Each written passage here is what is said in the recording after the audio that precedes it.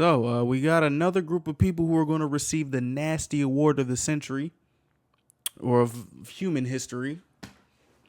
And by award, I mean a damn jail cell. But looks like they're not even finna get that because I found out that they've been freed, y'all. This is the Miryang R-word case. 44 people, dude. This was also tied into another Rotten Mango video. I believe it was Shu Yang's. From what I remember, somebody in like it's not connected, but like some people in here were involved in this nasty ass case. So we're about to watch this. This is this week's Bada Boom and Bada Bing. It's 44 high school boys freed after gang essay of a 14-year-old girl. Now Korean YouTubers are doxing them. I don't understand how you can have 44 people in one area and none of y'all will be like, hey, this is inhumane. You know what I'm saying? But hey, I get surprised by shit every single day. So let's Bada Boom and Bada Bing. Bada bing, bada boom. June 1st, 2024, a Korean YouTube channel by the name of Hell Storage. The title itself is already a bit strange. It's someone's full name, Park Ki-bum. Did you think that I wouldn't find you? It's almost like those videos on social media where someone will send in a picture of themselves at a bar, and now this YouTuber, this TikToker, will find their location based on the small details, based on the clues in the background of the photo. Have you seen those trends? Yeah. It feels kind of like that at first glance, but it is nothing like that. Because Park Ki-bum never wanted to be found, ever. He wanted to live his life in peace with his family. Hell no. But not anymore. Hell there is no. no way he can do that. Not with this video out. The video states, Park, you worked at a restaurant called Redacted. They didn't redact it in the video, but which even Korea's Gordon Ramsay has once visited. You have been living a prosperous life, earning money and enjoying luxury while working at your aunt and uncle's restaurant. Look at this post of you and your daughter. You know, I'd like to think that, and that's not really something that I like to think of. It's just like people who do horrible things in the world and continue to live their life and prosper and be successful. Something in me tells me like their like get back for like what they did, their karma is gonna hit so hard because like they were able to get away with it.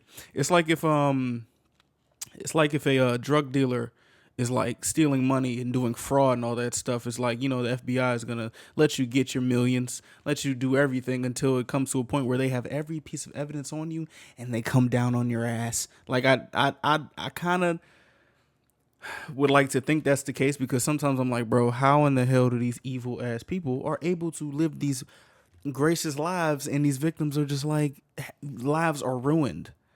I'd like to have hope that that is the case, but still, fuck these guys. Caption of that post reads, daughter, don't try to become anything in life. Just live healthily by my side forever. Spend the money that I earn for you. Exercise, get beauty treatments, drain your dad's wallet. That's all I want. I love you and I love you and I love you again. Oh, he's trying to turn a new leaf, Live a life that shines brighter than jewels and is more valuable than luxury goods. My precious daughter. The picture shows for Park Ki-bum's daughter's 100th day celebration. That's when she turns 100 days old, so she's a little infant. He has stacks of 50s on the table, which is like having stacks of hundreds for your 100-day-old child. How the hell how does he get so rich? What?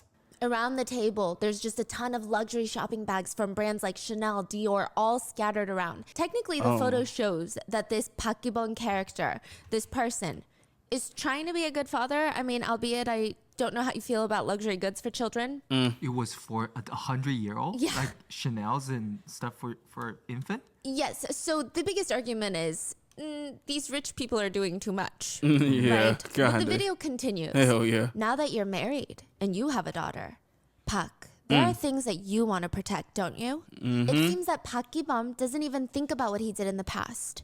And the YouTuber asked the audience the question, is it because the one who hits doesn't remember, but the one who gets hit does? After this short 3-minute YouTube video goes up, instantly that photo of Pakibam's daughter, the 100-day celebration, is flooded with comments. People are commenting, I hope she gets taken away from you. I hope you can never see your own daughter again. What is your daughter gonna think of you? I can't wait till your daughter gets older and we all tell her what you did. Terrible father, scared at the idea of what kind of filth father you are to a daughter. Yeah. And some of them are just uncalled for. I hope the same thing you did happens to your daughter. Okay, see, now y'all just taking it. You have to take it too far, dude.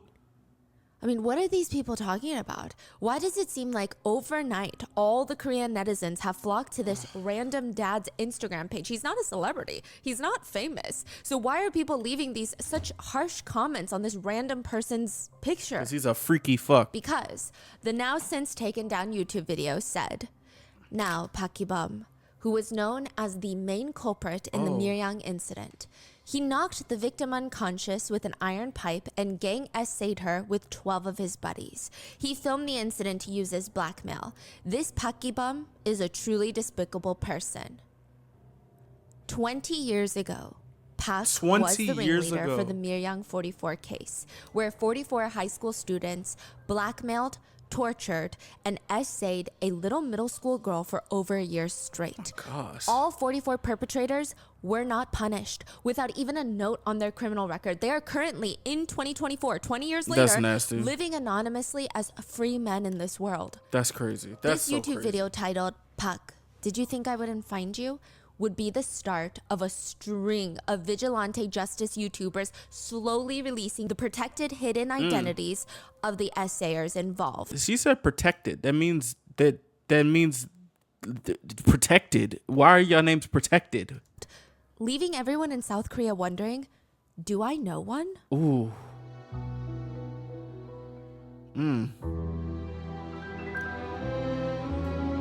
Man. Like, what is it in like? I'm like, why high school is so crazy? Why? Like, why are y'all so crazy? Y'all don't have shit else to do but be crazy as shit.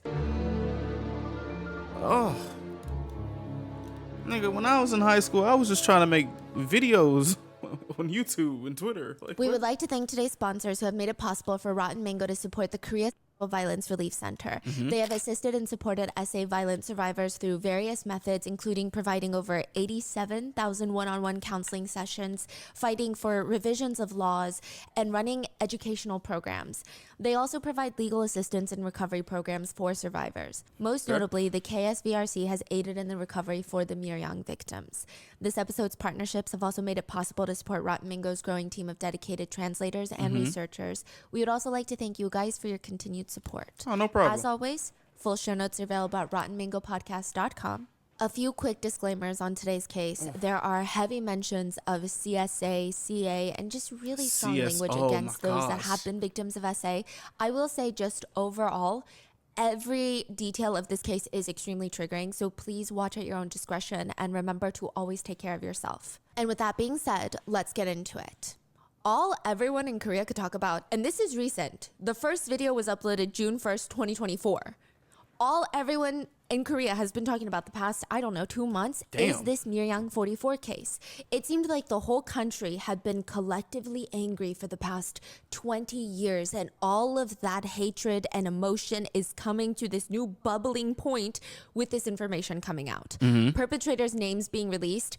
I believe that up until this point for the past 20 years, people were kind of holding on to this hope that perhaps the perpetrators would already be arrested for other crimes. Maybe they'd be low lives, no future, no careers, no happiness, no families.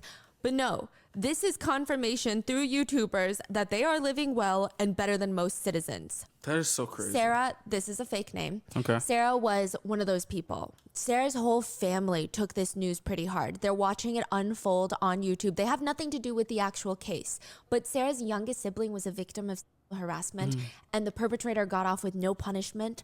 The whole family, they just have this bad taste in their mouths. We know Sarah's story because she posts it to an online forum like Reddit in South Korea. She writes, but my fiance's whole reaction to the thing has been very strange.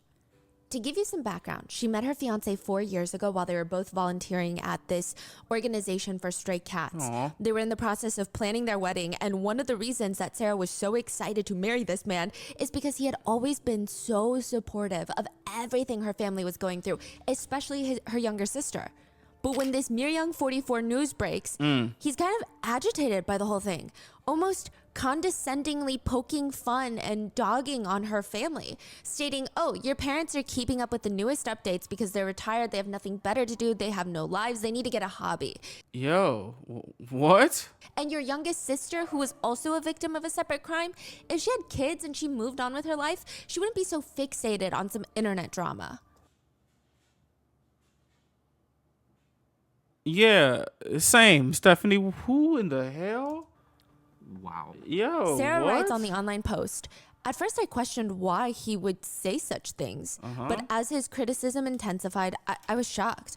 I said, are you defending them because you're from the same hometown? I mean, maybe you have a lot of pride of being from that area and not wanting that town to appear badly on a national, perhaps even international scale. Is that what it is? That's what she accuses him of, and he freaks out. He throws the soda that he was drinking and just shows her a side of him that she had never seen in 4 years. That's what she says. He tried to punch and kick her that night. Whoa. Oh, shit. I didn't think it was going to get this crazy. Damn, nigga, you bitch ass. Pissed. She started screaming at him, oh yeah, you want to hit me? Go ahead, hit me. What the fuck? Her fiance ran out in anger, and Sarah was so flabbergasted, honestly, just no words. She calls her sister, tells her sister what's going on, and her sister thought, it is strange. He's from the same hometown and he's the same age. His reaction is odd. What if, I don't know. It's weird. And Miryang's not even a big city. It's not like New York City. There were at one point like 100,000 residents. It's a small town. The two sisters decide to confront him the next day. And Sarah's fiance admits, fine. He wasn't one of the 44 that essayed the victim, but he was part of the larger group that knew about it. And he had seen videos of the essays. Oh, my He gosh. begged Sarah, but I'm not that type of person. You know me better than anyone. Please, come on. You know my family. We're all Christians. And you throwing punches at your fiance. What? Yeah. Oh, wow. That you're such a great person. Oh, you're not a part of this gang rape story, but you did try and physically assault your partner. What? Sarah said she broke off the engagement and moved in with her sister. The whole weekend, he and his parents have been blowing up her phone trying to get her to change her mind, and she's disgusted. She's writing this because, judging by his reaction, he wants the whole world to know that he has no remorse. And these perpetrators that are being outed, they likely don't care either. They have no shame, they have no remorse, no guilt. They're just pissed. She says perpetrators never change their minds or truly repent. That is true. Sure, he may have not been one of the 44 that R-worded 14-year-old Hannah, also a fake name, but he's still a monster without remorse. Yeah. 14-year-old Hannah was just discharged from the hospital. This is back in 2004. She still had bruises that were in the process of healing, scars all over the lower half of her body, and this whole laundry list of pills that she was supposed to take every single day. She's not feeling good. She needs rest. She's deep in sleep when she hears this rustling next to her, shuffling. She's groggy. She opens up her eyes, and there is this middle-aged woman kneeling next to her, waiting for her to wake up. The fuck? When Hannah makes eye contact with this woman starts sobbing. She's never seen this woman in her life. Who the hell is this woman? It's not her mom. Bro, I'd be so freaked out. Like, what is going on? It's not her aunt. She doesn't know this person. Hannah calls for her dad. Nobody comes in.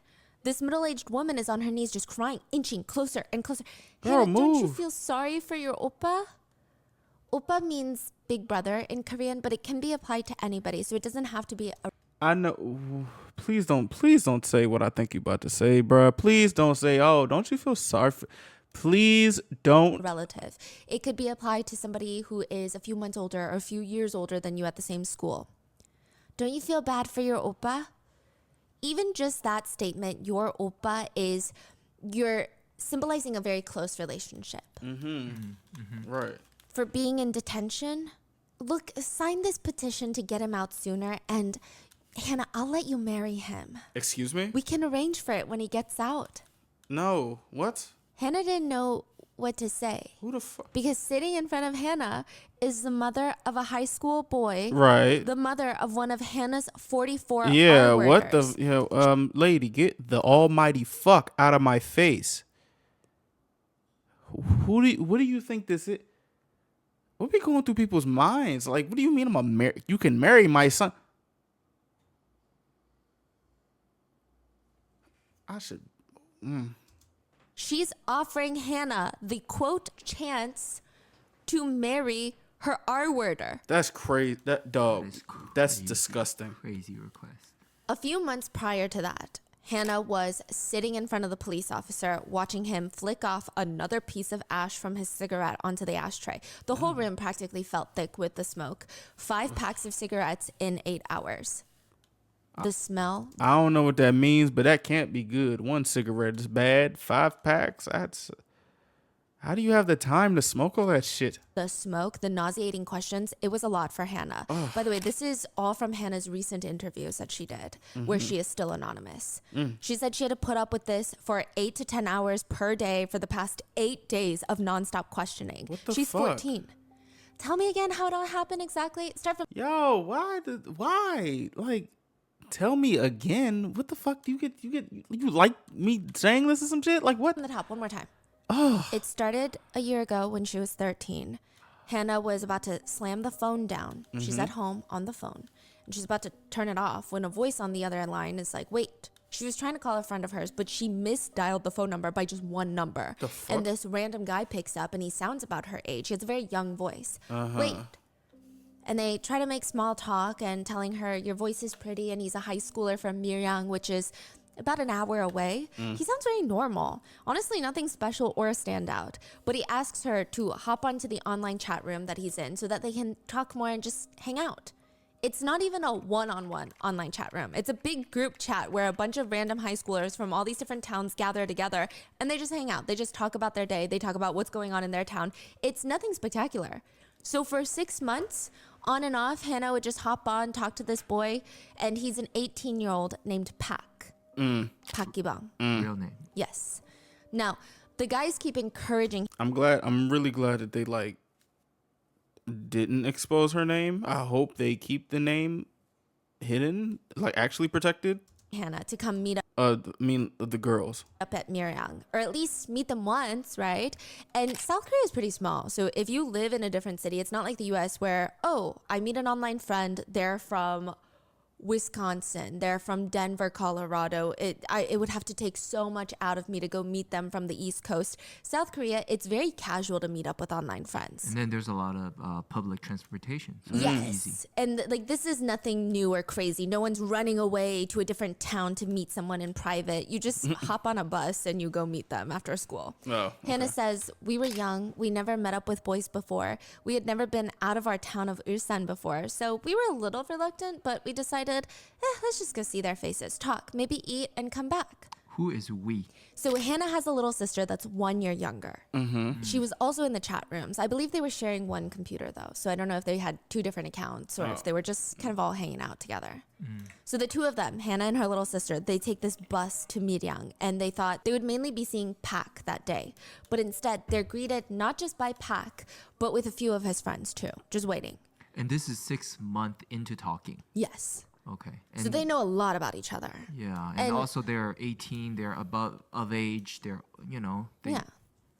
definitely has a lot more influence on the girls. Yeah. And truly, even when they get off the bus and they see Pak's friends, nothing about them give off any terrifying energy. They all just seem like regular high school guys. Just people you would see in the hallways, just older seniors maybe. But the police, How do y'all feel about seniors talking to freshmen?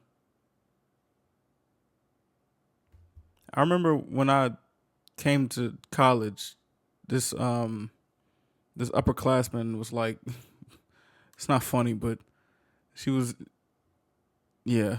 I got initiated into college by, yeah, that. Even though college and high school is different, but I was just saying like that kind of feels weird to me. It feels very, very weird. You know what I'm saying? Like, not well, knowing like what happened, and so I guess it's like what hindsight, like that's weird as shit.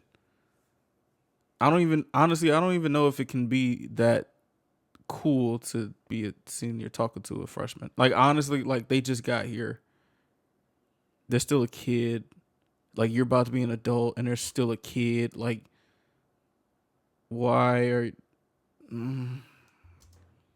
They're stuck on this one detail. They keep asking, so you went to go play with them? Huh? The police are asking Hannah, which this is a big part of the case fuck? later. The word play gets brought up a lot in reference to Hannah just one time going out to meet and hang out with a guy. Right. The word play is going to have a dramatic effect in the court proceedings. Hannah explains, I wouldn't say play, I just went to go hang out with them. The connotation of the word play is a little bit strange. She's trying to clarify, no, I was just mainly hanging out with them. I guess you could say play, but I hung out with them. Right. I mean, we had bonded for months online. She went to Miryang and started hanging out. Okay. But then she got stranded that night. At the time, all buses leading out of Miryang ended at 4 o'clock. PM? The sisters did not know this. Nobody told them this. But now they're stranded in Miryang. The sisters didn't even know Miryang was that small of a town. At that point, it was pretty rural of an Bro, PM? What? area. They just assumed, like Ulsan, their hometown, the transportation is going to run all day and night. That's what they think. Hell? One of the guys turns to the sisters. Well, we could just pay for a room for you here. It's fine. You can sleep here and go back tomorrow. I mean, what else could you do? It's not like we can drive you back home. How many people was there? There's a handful, but eventually that night there will be 12. Nigga, what? The sisters are honestly pretty thankful. They thought the older brothers were acting like older brothers, being very nice and helpful. It would be in that motel that Hannah would be gang R-worded by 12 different high schoolers that night. Nigga, what the fuck? Yo, ladies, don't trust no old nigga. I don't give a fuck about none of that. I'm gonna keep it a stack. They don't have no business talking to you, bro. Unless you're asking for directions. Like, no. And you can't risk that shit. You can't. Stranger fucking danger. Get the fuck out of here. All these... Why they pictured the... She was slapped, beaten with wooden sticks Oh with my iron gosh. pipes. It's stated that the very first night, 12 of them came in and they recorded the whole thing. The footage would be held as blackmail to make Hannah do whatever they wanted from then on. What the fuck? At the end, all she had was $15 for the bus fare back, and they stole that too. So they R-worded her, gang R-worded her all night, and then at the very end, they stole $15 from her. What about the little sister?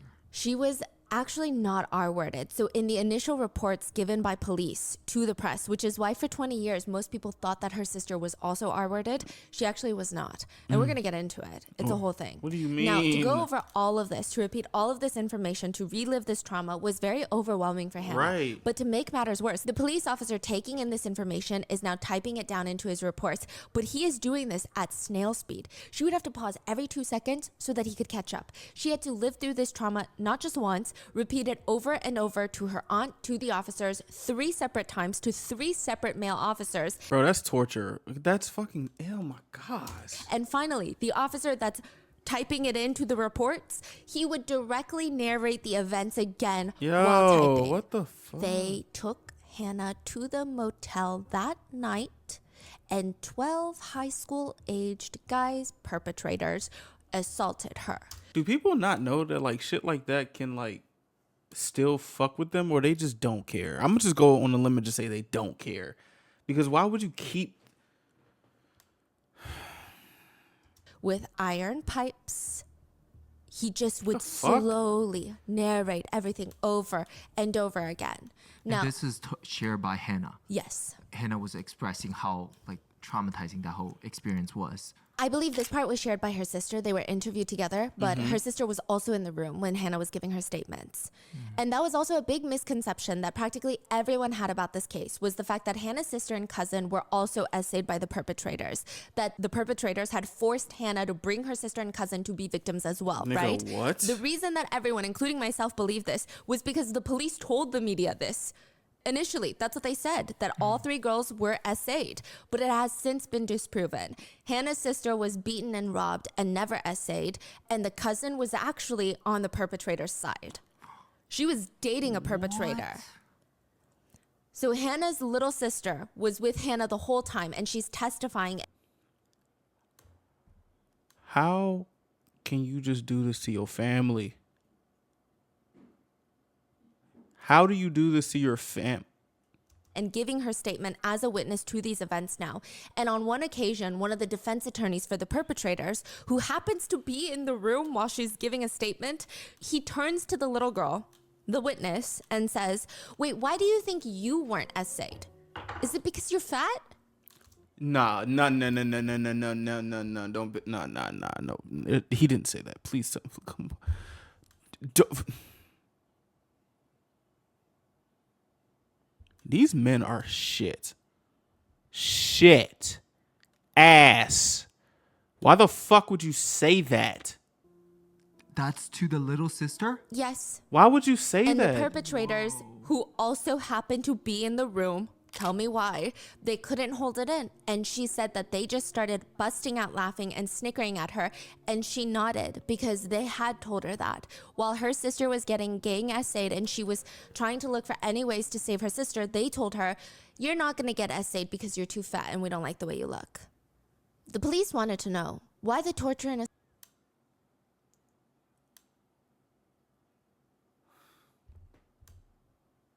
assaults lasted a full year. Why didn't you say anything? Did they hold you captive? Did they kidnap you for a year? Hannah tries to explain that they had videos of her that were, she's getting essayed and they're threatening to disperse it online if she didn't do exactly as what they said. The first time the perpetrators called her, when she's home, they're like, we need to meet up. She told them, no, I don't want to. But then our home phone started ringing while her dad was home. What the fuck? She picks it up. It's the perpetrators. See how easy it is for me to tell your dad everything? You think I don't know the number for your school or for your friends? We have your home number. We have your address. We have these videos of you. They had everything to ruin her life instantly unless she did exactly as she's told. She said, I was scared. I kept going to Miryang because I was scared. This nigga threatened to call her dad. I'm just trying to think, like, if I was in her dad's shoes, like, you just gonna tell me this and think you about to walk the next day without having somebody hunt you down? What is the thought process of these people? What do you think? What? People say, why did you go? Why didn't you report it? But if I had a phone and didn't answer, the perpetrators would call our house and my dad would answer. And then they would just hang up, or they would say, this is so-and-so. Is this Hannah's house? My dad would say, yes, who is this? And they would just hang up, and my dad would get angry, screaming, what are you doing? Who are you hanging out with to receive calls like this?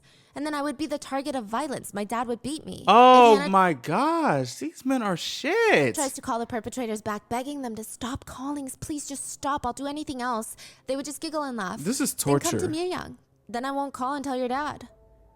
Other times they were more aggressive, saying things like, you have a few hours to get to Miryang. Otherwise, we're going to post your videos all over your school bulletin boards. Everyone's going to know what you did. What do you mean what she did? That's what they did to her. Why? Like, these niggas are so stupid, son. And this is all coming from Pac. And his friends. All of his friends get involved. Fuck. So she went. You niggas are She didn't know that some of these videos had already been posted online on shady websites with views coming in from Japan, China, and the United States, as well as South Korea, obviously. Each time Hannah was forced to meet up with them, just groups of 3 to 24 high school guys would drag her to dark areas, motel rooms, tennis courts, abandoned attics, playgrounds. It's stated that the perpetrators also used various objects to further humiliate and torture Hannah, which would end up causing a lot of complications for Hannah in her reproductive regions.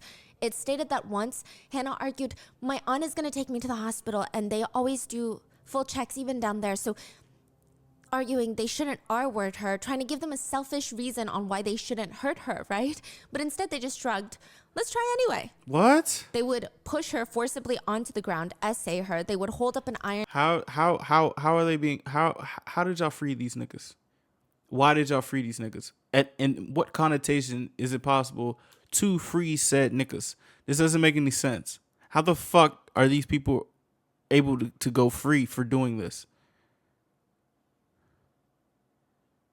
Like, what type of shit is going on here? Iron pipe, threatening to hit her with it. And if she tried to fight back, they would hit her. They would threaten her to take off all her clothes. Sometimes a few guys would hold her down, her arms and legs, while their buddies take turns essaying her. Other times she's punched repeatedly in the face. Other times she had brutal assaults at tennis courts where afterwards she would get up and start running away, and they would scream after her, "You look like a little flea," trying to buzz away. They would force her into performing degrading acts while they all watched and essayed her. And every single time that she was forced to show up in Miryang, she had to bring her bus fare, because how else are you supposed to go back home? She lives an hour away. These perpetrators would steal that too. They would leave her completely stranded with nothing each time. If she had any jewelry on or just anything that they liked, they would get robbed of that. What the fuck? There are 44 main perpetrators, 44. but the number of witnesses, bystanders, and those who knew what was happening was likely closer to 120. All y'all going to hell. Now, the craziest part is, similar to the Junko case, the girlfriends of some of the perpetrators, they find out what's going on. Instead of immediately reporting their boyfriends, calling the police, being disgusted, breaking up with them, they would help record the assault while taunting Hannah. My question is, as a woman, how do y'all just look at this and just be like, oh my gosh, my boyfriend is so hot raping this girl? Like, your shits too. You're going to hell too. Like, how do you not have any type of empathy or sympathy, whatever the fuck the word is? Like, how do you not have that? How? The fuck is going on in this city, bro? The police have been listening to Hannah and her sister, telling them for 10 hours a day for the past 10 days the extent of trauma for the past year of Hannah's life. The fact that she's been talking for that long and that her statement is still ongoing is still just another indicator of how bad the abuse was.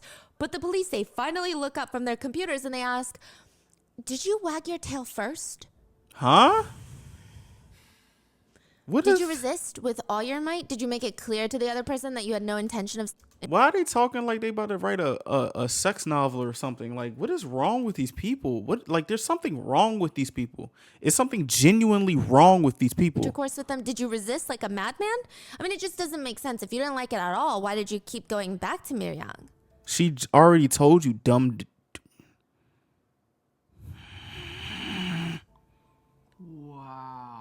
Hannah said for the longest time she regretted letting her aunt get the police involved. So for the year that all of this had been happening, Hannah never told anyone. She didn't have anyone to tell except for her sister, and they both had nobody. A year before that, before all of this abuse, Hannah's mom actually left the house. That would have been maybe the only person Hannah felt comfortable telling this to. And it's not like Hannah's mom wanted to leave. She had to stay alive. Hannah's dad is an incredibly violent, alcoholic, abusive man, and somehow the courts awarded him full custody over their 3 children, so their mom wasn't even allowed to see them without his approval, which...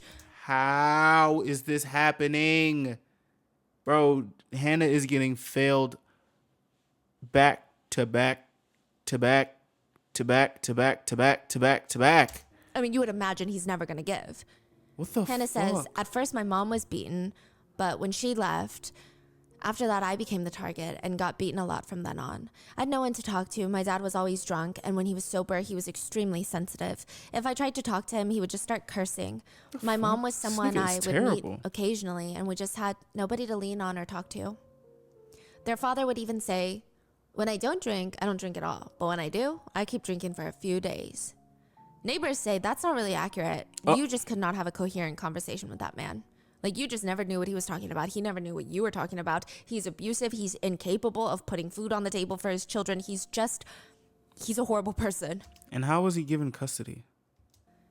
So Hannah's sole guardian is her dad, and he just verbally and physically abuses her. She has nobody that she can trust. She's completely alone. He didn't even care that she's getting beat with an iron pipe and wooden sticks. She's gonna have injuries when she comes home, and he doesn't even care. I don't even know if he notices. It's not until about a year in that Hannah's mom's sister, so her aunt from her mom's side, comes to visit. And right off the bat, she's like, something's wrong with these girls. Something's wrong with my nieces. She sits down with Hannah. It's okay. You need to just tell me honestly what's been. How does the aunt come in and see everything's messed up, but the dad just don't give two shits? Like, what? These people shouldn't be parents. Like, you should not be parents. You should get your parent card taken away. Like, dog. Like, how are you this shit at life? Been going on? Is it your dad? What's going on? Like, what the? She could already tell what was happening. I mean, to a small degree. She just reassured Hannah, I can make an appointment and we can go to the hospital tomorrow. November 25th, 2004. After 11 months of torture, abuse, blackmail, essay, the police are finally called. And the police reassure Hannah's aunt, trust us. The details aren't going to hit the media. Man, it's not going to affect the girls at I ain't trusting y'all whole ass cops. The fuck y'all thought this was? their schools. It's not like it's our first time investigating a crime like this. That's probably why y'all Just acting like 12 that. days after that, the police release a quick press conference stating that 40-something high school male students had gang essayed 3 girls, including 2 middle school sisters, for a year straight. So do these people not have any shame? I'm gonna just go out on a limb and say there's just no shame here. Y'all ain't got no shame. There's no shame at all. No, zero. What? There is something going on in this country, bro. What the fuck? So this is where the decades-long misinformation that Hannah's little sister was also essayed starts. The initial press conference also stated that the 2 sisters were essayed by 41 different high school boys in one day. Like 41 had taken turns on both of them is pretty much how they phrase it, which is really vile. Yeah. But that's not true either. Now, all the major news networks report on this because, I mean, that's what the police told them. Why would they think it's not true? But the biggest problem with the police press conference is they release the victims' full names to the media, which honestly should have been redacted from the get-go. So if we file an FOIA in the United States, if there's privileged information, it's all redacted. They're not going to give it to you and hope that you redact it. Most media outlets did redact it themselves, but some, in quote, a rush to break the news, just published the personal information as is. Or they redacted it, but in a way that everybody in the town that knew the girls, they knew who they were. They gave out neighborhood, age, surname, and what the fuck? And said 2 sisters in middle school. It's pretty obvious who the sisters are. Hannah says, my surname isn't very common. People around me instantly knew it was me because our neighborhood isn't as big as Seoul. When we went to school, the kids around me started looking at me as if they knew something had happened. And when I quietly went to the teacher's office, the teacher just said, I know. All the police cared about was appearing like they were the ones that cracked this massive case. They wanted the world to know the police had arrested 44 perpetrators. They had rounded them up in a police bus and caught them immediately. I hate the police, cuz. The police also made it appear by blatantly stating that the 44 youths were part of an organized youth gang called Miryang Union. They said it's comprised of middle schoolers, high schoolers in this amateur organized crime, which, sure, they might be, but not the way that the police are presenting. The police are presenting them as if they're part of this massive organized crime syndicate that the police just took down. Oh my god. Hannah even said, they're honestly more like school bullies. They're violent, they're terrifying, capable of dangerous things. They beat up other students, rob them for no reason, but they're not they're not the mafia. But that doesn't sound as good, right? Taking down 44 school bullies, taking down 44 gang members. That's good. Later, when criticized about letting the victims' information out so easily, one former police official working the case said, we didn't know at the time how big this case was going to be. We just thought, well, the reporters will handle it properly. What? To be honest, we thought if it's such a big case, the reporters will change the names. Reporters always change. What is with this assumption? Shouldn't you have like obligations to just do what's right? You should have obligations to do that. And if you're not able to do that, there should be repercussions. Why is this shit so hard every time something like this happens? Like, it's always something that goes on, and it's always malpractice. Every single fucking time. Every single time. Every time, dude.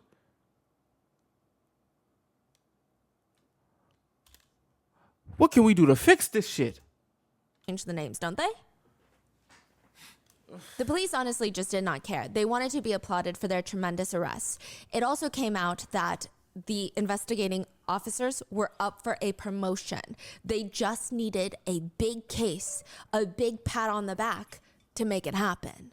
This is their big case. They don't care about the victims. They just want everyone to applaud them for arresting 44 gang members. Hannah said she thought, why did we report this to the police for no reason and make our lives so difficult? And then they're going to say, oh, why didn't you report to the police? This is why we don't fucking trust you niggas, gang. Like, what, bro? Hannah's aunt would later be interviewed and she screams, how could they do this to our kids? They're killing our kids twice. They might as well have told the girls to just leave Korea altogether. Soon after the headlines of the Miryang cases posted, all everyone can write about, talk about online is the Miryang case. Everybody knows about it. An online forum post starts making its rounds around that time. Oh, no. It's written by a hostess from a hostess club who witnessed something so alarming, vile, disgusting that she can't even keep it in anymore. She wants to throw up.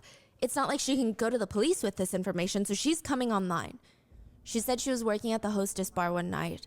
She passed by this table. She recognized the police officer as the ones that were working the Miryang case because their faces and names are everywhere right now, and this is all anyone can talk about.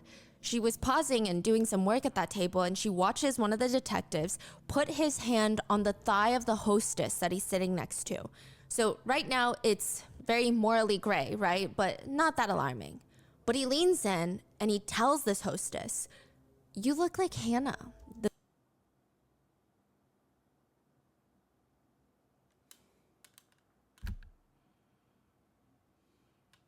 Just want to bang my head on my fucking mic. Victim of the case we're working on. With his hand on her thigh. Ew, bro. It gets worse. Is he a part of the... The hostess said she froze. She didn't even know how to react. She couldn't believe her ears in that moment. She said, what do you mean? Another detective sits next to him and looks disgusted.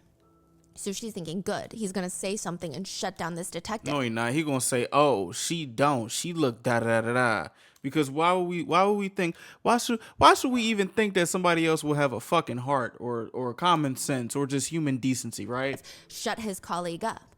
But he turns his head and says, don't bring Hannah up. Disgusting. You're going to ruin my appetite. He's not saying, hey, you are disgusting for bringing Hannah up. Well, that's not as bad as I thought. But that's still bad. What? Right now. He's saying the mention of Hannah's name is disgusting. What? And I'm trying to enjoy myself. He says, you're ruining my appetite. The further implication being he's disgusted not by what happened to her, just but her by name. her. What the fuck? This is crazy. This is nasty. The further implication being he's disgusted that a little 14-year-old girl had been essayed by 44 different people. Yeah. Yeah. And then the first one was sexualizing The victim, basically. the victim. Yeah. Yes. A 14-year-old girl that has been like, this is crazy. Yeah. So she posts this, and this has been proven to be true. These detectives were eventually replaced by another investigative team, but really nothing gets better. Even when Hannah is forced to come to the police station to give yet another statement where the police just blow cigarette smoke into her face for hours at a time, forcing her to repeat the same traumatizing statements and then asking her if she wagged her tail first. These are just a few things that went wrong during the investigation. Just a What do you mean by wag your tail? What does that mean? Ew. few violations of human rights. Hannah would come and all the perpetrators' parents would be waiting outside the police station for her, grabbing at her shirt while she's trying to get inside, screaming at her that she's ruining their sons' lives. Parents are tracking down Hannah to her house, her relative's house afterwards, accusing her of lying, accusing her of wanting to take down their precious babies. This little 14-year-old girl, they would look her dead in the eye and tell her, you will never live well. Let's see how you survive after ruining my son's life. We will never leave you alone. Try me, bitch. Oh my gosh. Ooh, somebody. Oh my gosh. I got triggered. Don't fucking threaten me, cuz. Don't threaten. You not fin.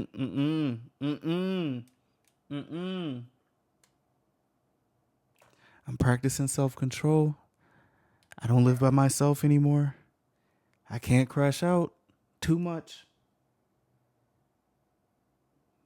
But you're on thin ice. You're on thin ice. Don't you ever say no shit like that to nobody, bro. These people are disgusting. Fuck your child, nigga. Fuck that baby. That's a bitch. Wrong B word. Talking about I ain't never gonna live this down, nigga. Who the fuck? See, these people are lucky as shit that they ain't not talking to no crazy ass person, man. Cause that's you liable to get punched in the mouth for saying some shit like that. Like, what is wrong with you? Oh, sorry, that's a mom. You're liable to get hit by another woman, or get the shit slapped out of you. One of the perpetrator's mothers even came and called Hannah a gold digger. Additionally, when we ain't even talk about money yet. What are you talking about? victims have to do a police lineup, there's usually a room with a one-way glass window. We've seen it in all the documentaries, the movies, the TV shows, where the victim can see all the people lined up, but they cannot see the victim through the glass.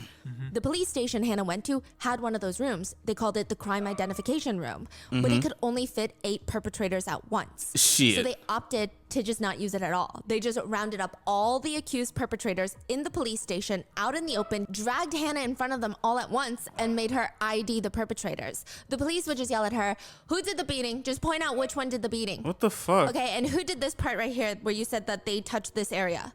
Who did this very graphic detail you told us? The fuck? Who watched? Who touched? Come on, hurry. No type of couth, bro. What the fuck? Point them out. They would force her to point at the perpetrator in question, and then the perpetrators would essentially try to lunge at her, screaming, "When the fuck did I ever do that?"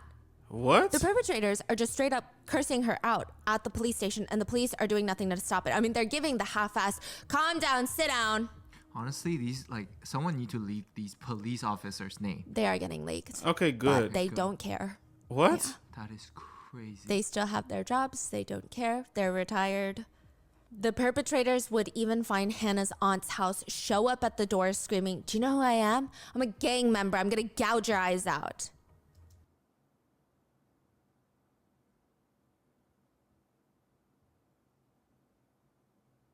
Ooh. Whenever Hannah got scared and she hesitated, the authorities would get impatient with her. "Come on, quickly, just say it." But at the same time, she's being rushed. She knows that if she makes even the smallest mistake or says something incorrectly because she's being rushed, they would accuse her of lying about the whole thing. This is terrible. Additionally, this is terrible. the police's way of getting the victim justice was to force all 44 perpetrators on their knees in the police station and force them to apologize to Hannah, which that's more terrifying and traumatizing than it is cathartic. Like, that's not even a real apology, first of all. I think the terror of just seeing them all collectively in one big group forced to do something that they clearly don't want to do, and the fear of their retaliation is likely overpowering. And I also don't think that their half-assed forced sorry is doing anything. This is something I think Korean parents make you do if you accidentally call someone an ugly duckling. I don't know. Like, this is so bizarre. This is not... Yeah. Who cares about that? Like, it's... We want to see some real consequences. They're treating it as if it's a playground dispute. Exactly. The perpetrators even accused. You know, I was watching Handmaid's Tale, and there's a scene where all the women go up to. And I'm spoiling it. I don't really care right now. This is just y'all probably gonna forget what I say. Well, I'm not really spoiling it. Let me stop. There's a scene where they go up, and each of them are lined up with nooses around their necks. So if we're just throwing out type of punishments and stuff like this, if you do something as heinous and inhumane as this, why can't we just have a create your own punishment? You know what I'm saying? And get creative. Maybe in Singapore with the what was it called? It's not called lashings, but those things. Cause something needs to be done about this. You can't just let people off the hook for doing shit like this. They need to be punished to the fullest extent, the strong armest of the law. You know what I'm saying? But worse. Or maybe that's just me. The police are targeting them just because they have tattoos. They stated that they were being discriminated against. Who is? The perpetrators. Because they have tattoos. Yeah, they're you just are accusing me of being a gang member because I have a tattoo. This is discrimination, and I won't stand for it. For some of the perpetrators, the police even asked the victim to sit down in front of them and go through her story again of what happened, as if they're trying to get both sides, both stories at the same time. The police also made the whole case about gangs. They kept arguing about the perpetrators, which gangs they're a part of, or which district the game's formed in. At one point, bro, why are y'all worried about the wrong thing? This case became more so of, are the guys in a gang or not, rather than the actual crime. The sister's aunt demanded female investigators to handle the case, or at least be the ones to take the girl's statements. But the police did not care and rejected her request. In fact, at one point, so much media attention had been gathering outside of the police station because the police leaked the whole case. The authorities wanted Hannah and her sister to be questioned inside of a motel room. What? A motel room, like where the assaults first started. Even if it didn't start in a motel room, that is crazy. The aunt fought back. She's screaming at the officers, how can you even interview minors at a motel? They're torturing them.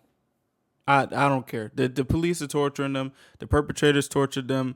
Shit, they're getting tortured. This isn't good police work.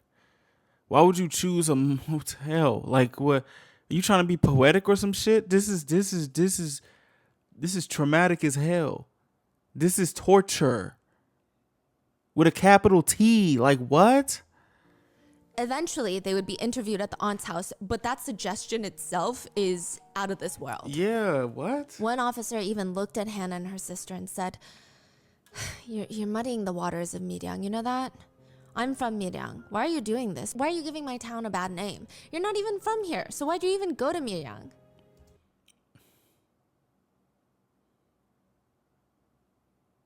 Why'd you even meet up with them? I bet you were flirting with them online anyway. After all of this, Hannah is hospitalized for a full month for extensive physical injuries as well as psychological. During her hospital stay, she mentioned to her psychologist that I'm not gonna mention what they said, bro. Fuck this city at this point. Right now, it's fuck this city. Because they're failing her. They're failing her and nobody seems to care. But you're worried about muddying the waters of Miryang. Y'all worry about the wrong thing, bro. Y'all worry about the wrong thing. Every single time she's at a subway station, she just wants to jump.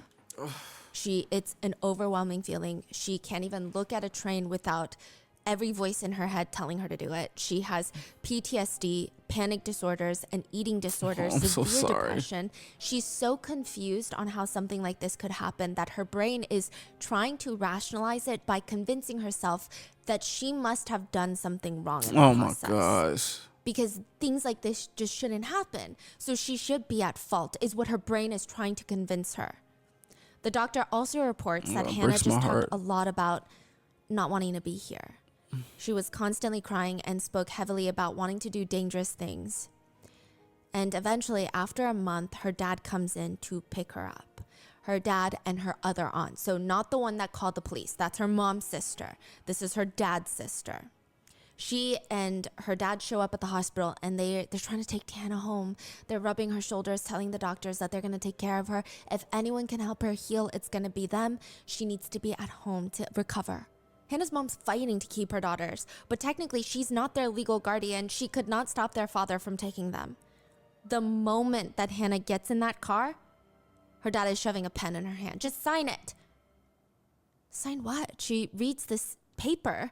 The statement reads, I, the victim, first met insert name of our worder, and the other oppas in Miryang. While it is true that he inflicted harm on me, the victim, I have been sufficiently compensated mentally and materially for the harm inflicted by the perpetrator.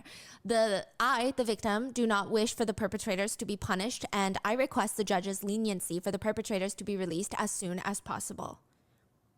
The statement also reads that Hannah has a crush on the perpetrator in question, and quote, I'm worried about him and I miss him and I would like to see him soon. Why would you put this in the thing? Why are y'all torturing her so much? You're shitting. Bro, all this shit after a misdial?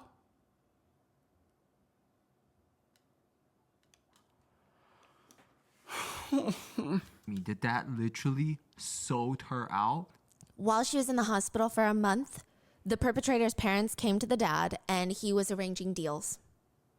This is insane. He said, you give me cash and I'll have my daughter write a letter of leniency. One of the other reasons that her dad could convince her to sign the document, other than the fact that he has literally been physically violent with her for most of her life and she's terrified and she's in a weakened psychological state, is the fact that he's her guardian. I mean, technically, he could basically sign it for her. But he tries to convince her, listen, they really are remorseful. While you were in the hospital, they have been crying nonstop, just apologizing. And he convinces Hannah to sign for some of the perpetrators because those are the ones that paid him. Now, when these guys, these perpetrators, the ones that she signed the letter of leniency for, they come to apologize, Hannah said it's not what she expected. She genuinely thought that they felt remorse and they realized their actions were bad. But no, they were smirking, they were laughing. And she said, quote, I was really dumbfounded and shocked.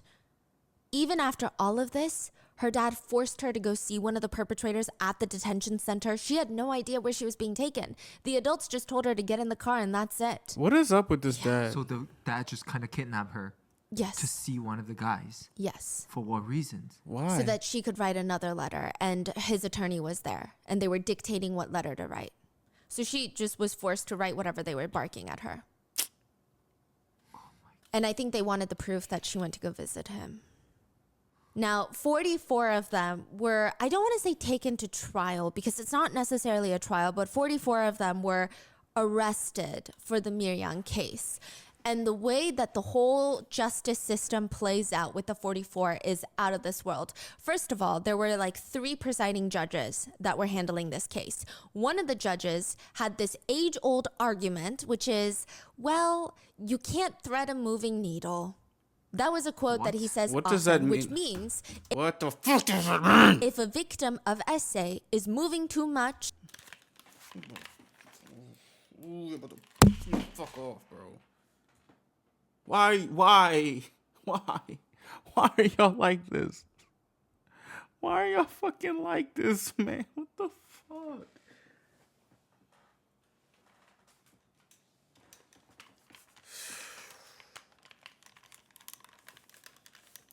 You men fucking suck ass. Y'all are fucking cut. Y'all are terrible people. Y'all shouldn't have wives. You shouldn't have families. Y'all shouldn't have wives. You shouldn't have families. You shouldn't have You can't thread a moving needle. Like you cannot get essayed. Yeah, if you're moving and fighting back. So the judge is saying that it's her fault. Like she wanted this to happen. Yes, like it's not essay because you can't thread a moving needle. There's no such thing as essay then. This is a judge. Yeah. Now, in the investigative... So if that's the case, what if something was strong enough to hold you down, pull your pants down, and shove a stick up your ass? What would you say then? You can't thread a moving needle, or you can move your ass back and forth, huh? Like, what are you talking about?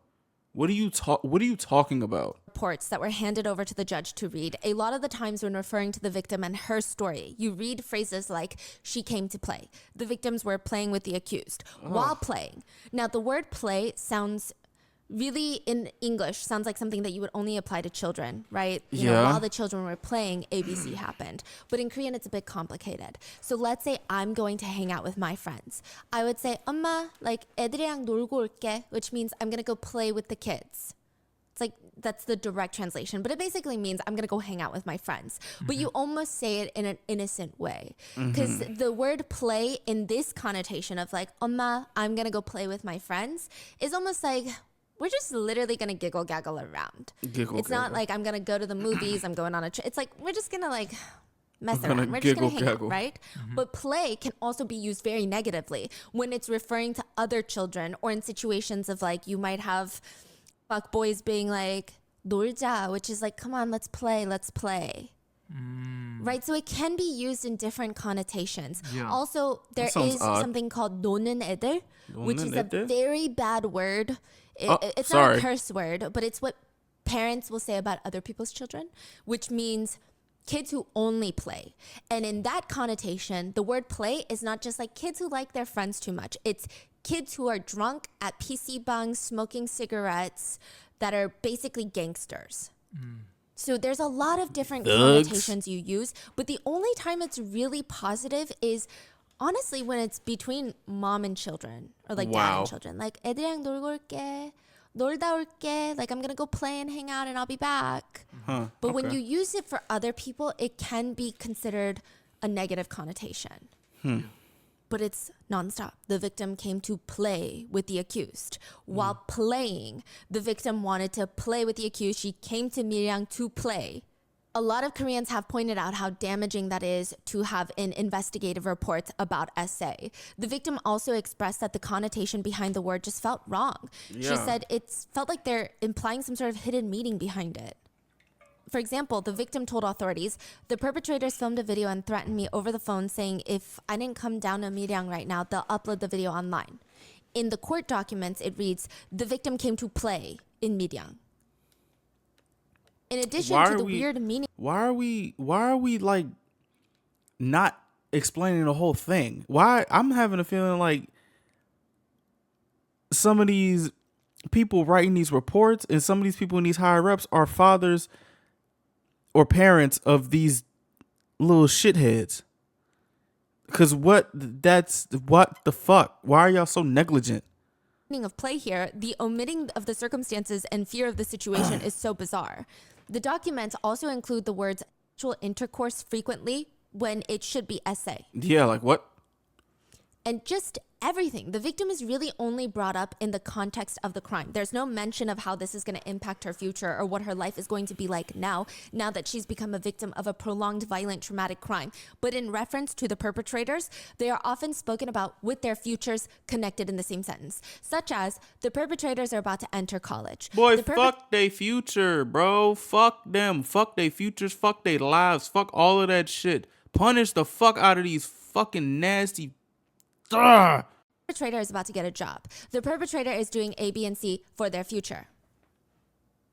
The perpetrator's futures are heavily weighed and the victim just went to play. Like, that's what it feels like. Yeah.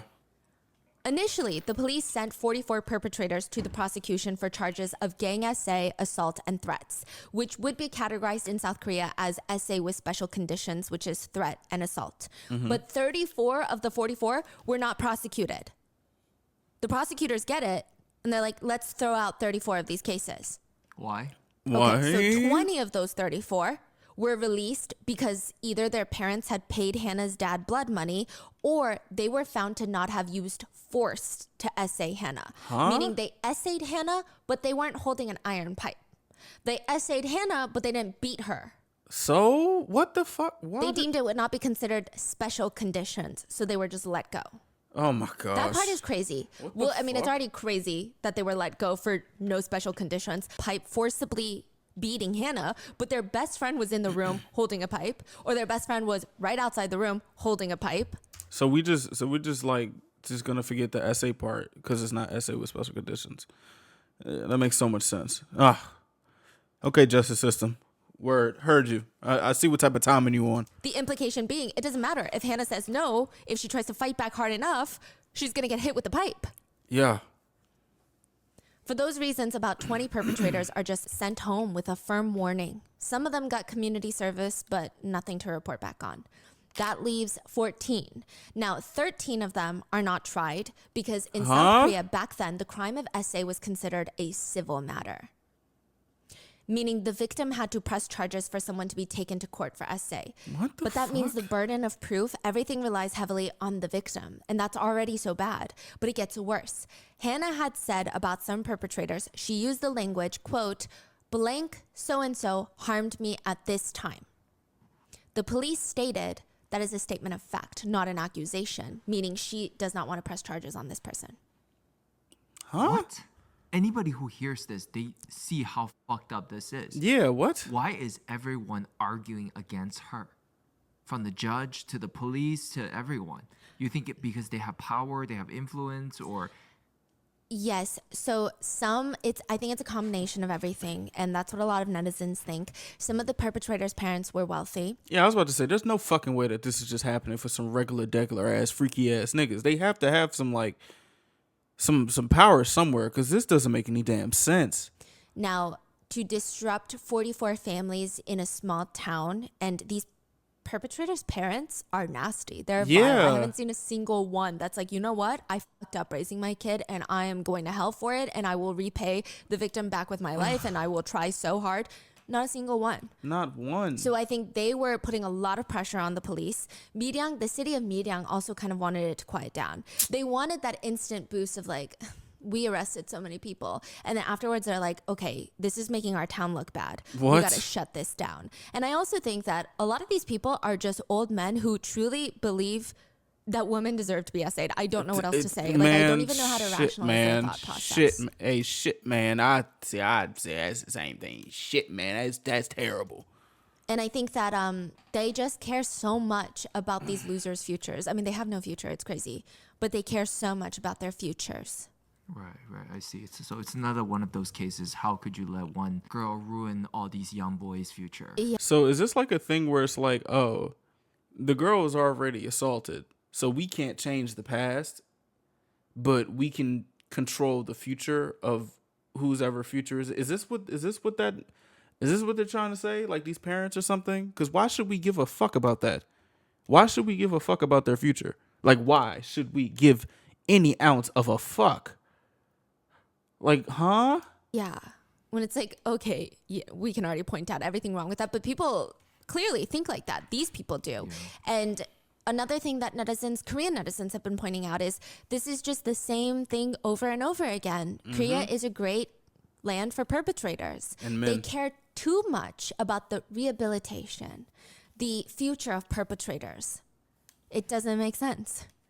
I don't understand. Now, Hannah had used the language, blank harmed me at that time. The police and prosecutors argued that is a statement of fact, not an accusation. So they believe that Hannah did not want to press charges. They stated that she should have said, I want them to be punished for this. Or I really, really didn't like that. Like they wanted her to vocalize word for word verbatim. She wanted to press charges. So for that reason, 13 cases are thrown out because that's her fucking wording. Crazy. They stipulated that the victim did not directly express to... That's crazy. And they were pressing her to say something. That's not hilarious. That's actually disgusting. ...press charges against those perpetrators when discussing what they did.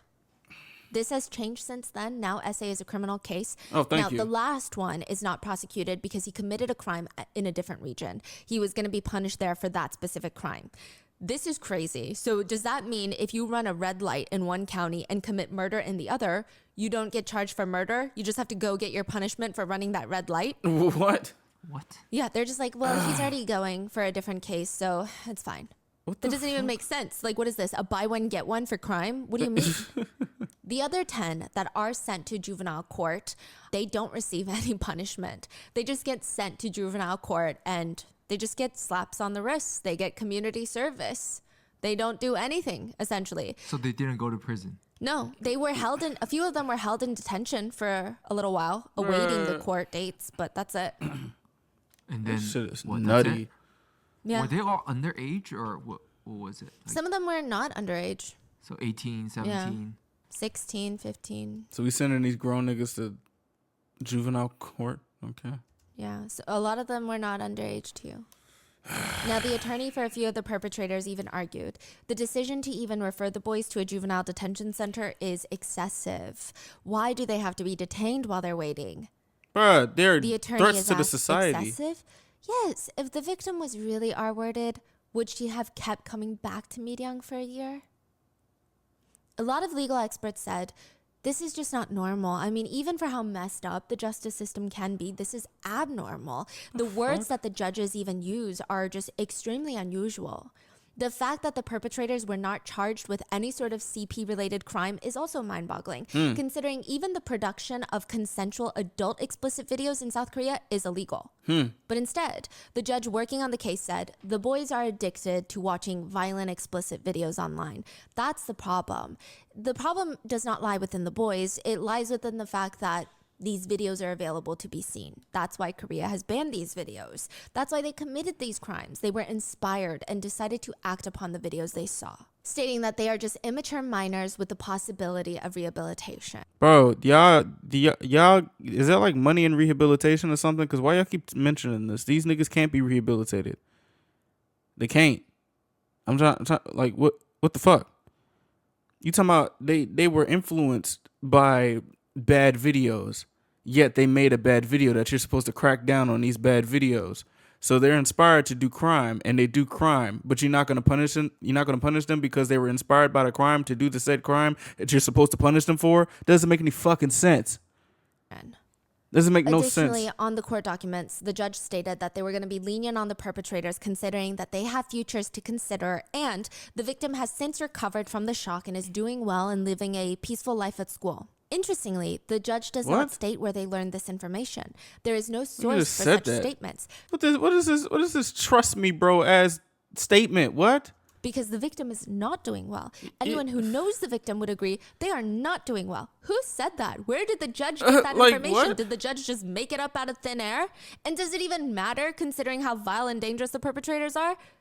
There was a question of, truly, who claimed the victim was doing well? There would have been no one, not the counseling centers that assisted the victim, not the medical staff, not the doctors, not the mother. Nobody would have said the victim is doing well, not a single person. Hannah even testified in court against the perpetrators briefly. She was made to state what she already stated to the police and dozens of times to different investigators. And it would be very clear in that moment that she is not okay. She is not doing well. Yeah. But the judges used this to let all 44 boys go with no punishment. Bro, like what? Later, Hannah's dad was interviewed about his decision to settle with some of the perpetrators because it is believed that also had an impact on the judge's decision. He a bitch. Basically saying, yeah, okay, she doesn't forgive all 44, but she forgives some of them. He's asked, but as the victim's father, shouldn't you be unable to forgive the perpetrators? What did you even use the settlement money for? The total amount I received was $35,000, which is nothing. You sold your daughter off for 35 grand?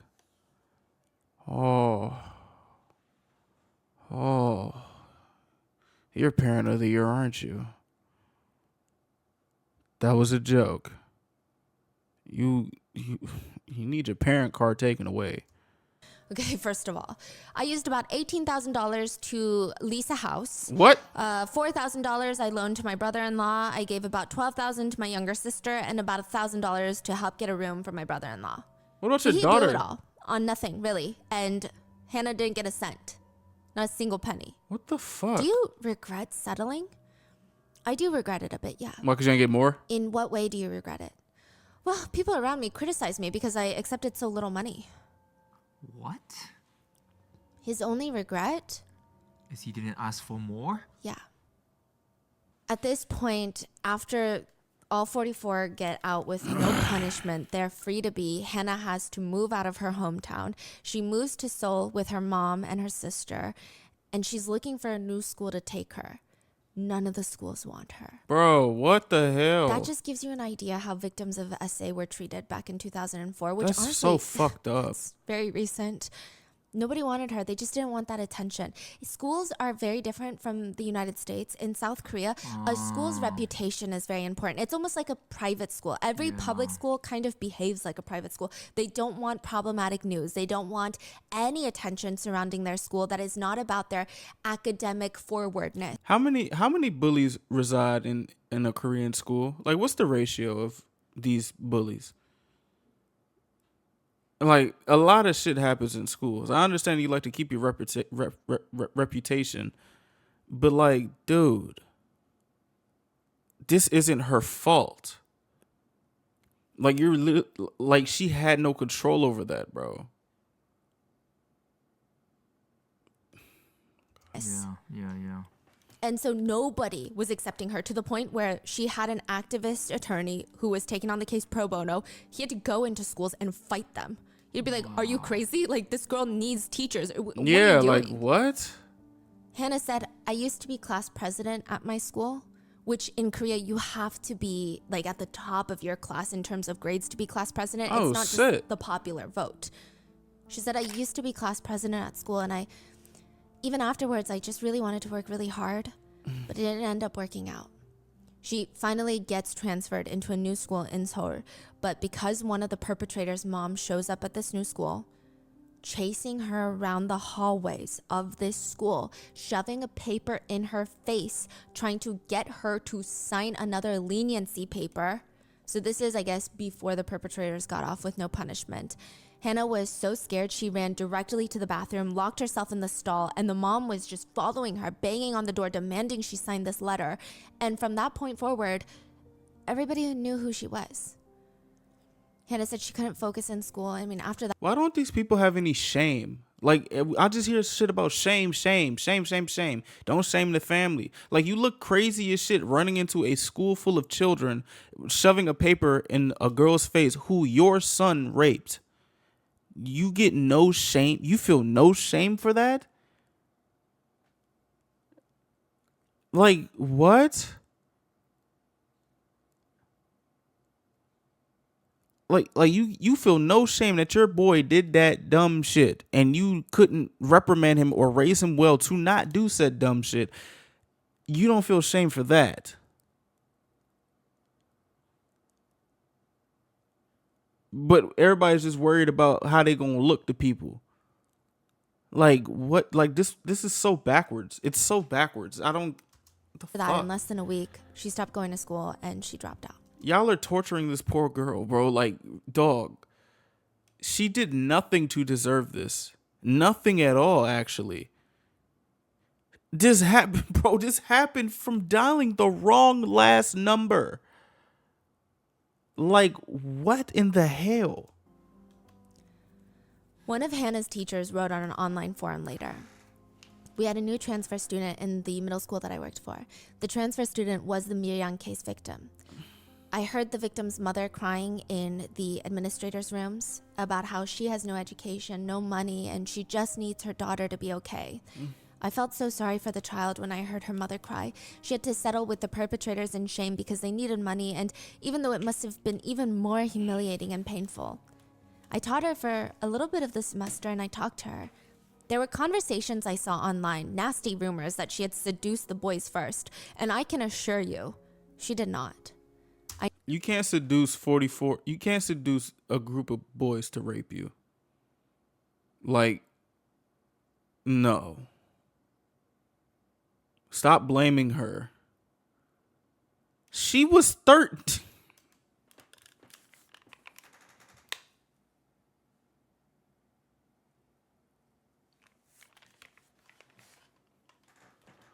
Oh my gosh. He was a kid. Why is everybody so dumb? Like, what the fuck? I never even got to see her smile once. She just always had this very dark look on her face, and her mother was constantly shaking and sobbing every time I saw her. If watching her makes me this angry, how must they feel? It just really hurts my heart. Those who essay minors should never be forgiven. They should die. Hannah and her family were able to sue the police department and the government for violation of her human rights. The trial for that lasted 4 years, further traumatizing the victims. They were ultimately awarded $40,000 in the end, which is nothing. But it would be the first ever time the courts would recognize a violation of human rights by public authority against an essay victim. Really? So I guess the silver lining is it really did open the door for more people to hold authority to a standard. But can you say that one more time? It was the first what? It was the first time ever the courts recognized a violation of human rights by public authority. So by the government, by police officials. This is the first time they say, oh, police can fuck up too. Yes. Like, oh my gosh. And can violate human rights against an essay victim. So they paid the family $40,000. And I would say the only silver lining to that really is that it did open the door, they say. A lot of legal professionals said it was a landmark case in terms of at least opening the door to that, because it's the first time is always the hardest time. Mm-hmm. But still, it's just crazy. Yeah. It's ridiculous. Now, in 2014, a movie titled Han is released in South Korea. Now, interestingly enough, I was about to ask, is there like a movie or something about this? I kind of feel like that would have been a bad thing to ask, but she brought it up, so if Stephanie's fucked up, I'm fucked up too, so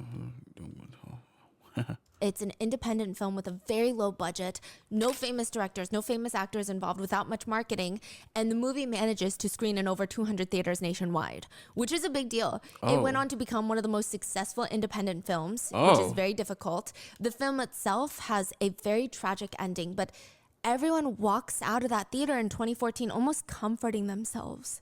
It was based on this case? And they're comforting themselves. Well, I'm sure in the real life case, she's doing okay, right? And we haven't heard any news that she passed, right? There would be news if she passed in real life. So I'm sure she's fine. Yeah. Initially, everyone went to this movie to get closure on this case that had the whole nation angry for the past decade and riled up. But in the end, the closure was depressing. The movie's end is just depressing.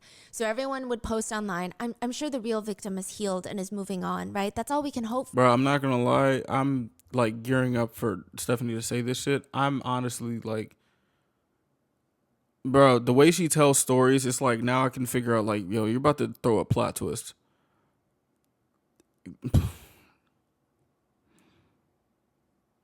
This nigga. For and pray for. That's not what was happening. Hannah says she has not lived a day without medication because it is impossible.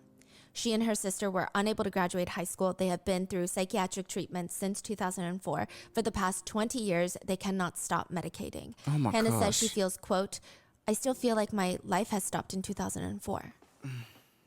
Hannah used to be class president, but now she has been diagnosed with an intellectual disability in 2019 from the excessive trauma. Oh my gosh. The diagnosis is considered, quote, severe disability levels.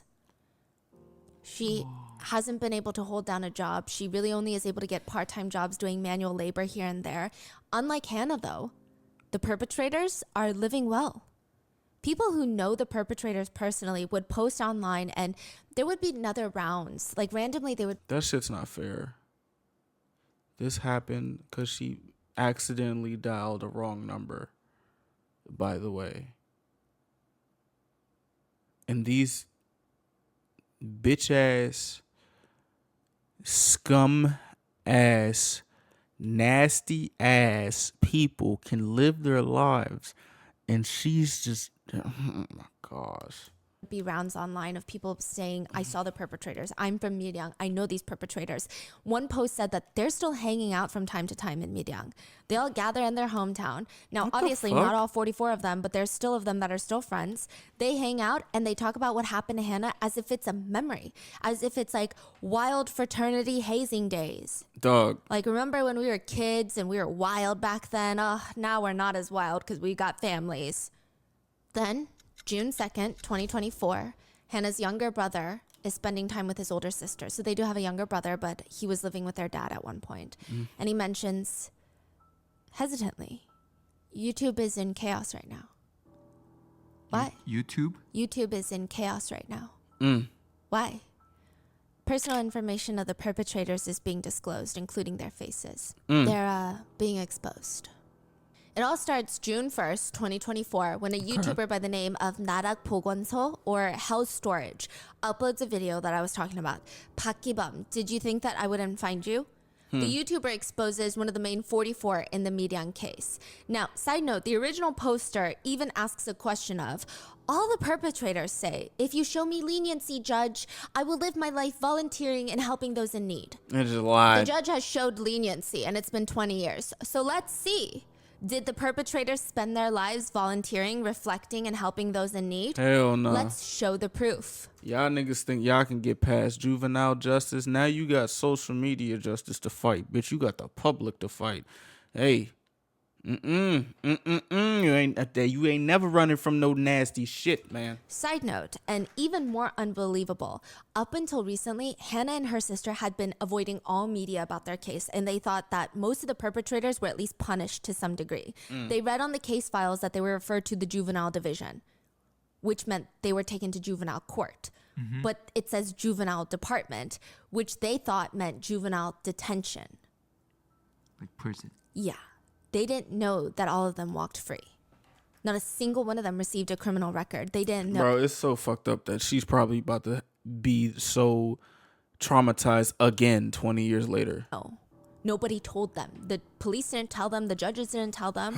So they didn't know anything about because what happened to them. They just did not want to look at anything about this case. And they found out through recent YouTube. All of this coming. Bro, I feel so bad. Like, oh my gosh. Back out again. Wow. Fuck.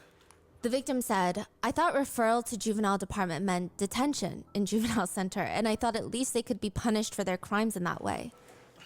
Now they are going through some of the court documents again, and they read these words nonstop. No right of prosecution, lack of victim testimony. So the no right of prosecution means that she did not actively want to press charges, basically. And the lack of victim testimony, they don't understand what that means. She was forced to testify over and over and over and over again. Hannah says after 20 years, she just wants to know the truth now. What does that mean? She wants to know the truth about the investigation, the trial process. She said that nobody explained any of this to her back then. She said she was 15 back then and didn't understand, but now she wants to understand. She went and requested the documents and information from the courts of the case that she is the victim of, and they refused to give her the documents stating privacy reasons. They stated they can only give her the portions she already told the police. Basically, just a recap of her statements. Nothing about the perpetrators or even what the judges and prosecutors had said. She said, when I tried to obtain the case-related documents, they told me I need to get consent from all 44 perpetrators. Oh my Imagine getting consent. Cuz, what the... It's like nothing has changed from 20 years ago. They're still playing the same game. And like, imagine looking a victim in the eye and saying, you need to get consent from all 44 perpetrators. You know, sometimes I say it's justifiable to crash out. At this moment, it's been justifiable since she was 15 years old, bro. To obtain. It's been justifiable since she even had experienced it. Like, court documents in which you are the victim. She says, I don't understand why I can't see them. I still wonder, and I'm curious about why I don't have the right to know. After the first initial YouTube video goes up, it kickstarts a wave of perpetrators being exposed by a string of YouTubers. It's not just one, it's like multiple. So let's run through the list of exposed, shall we?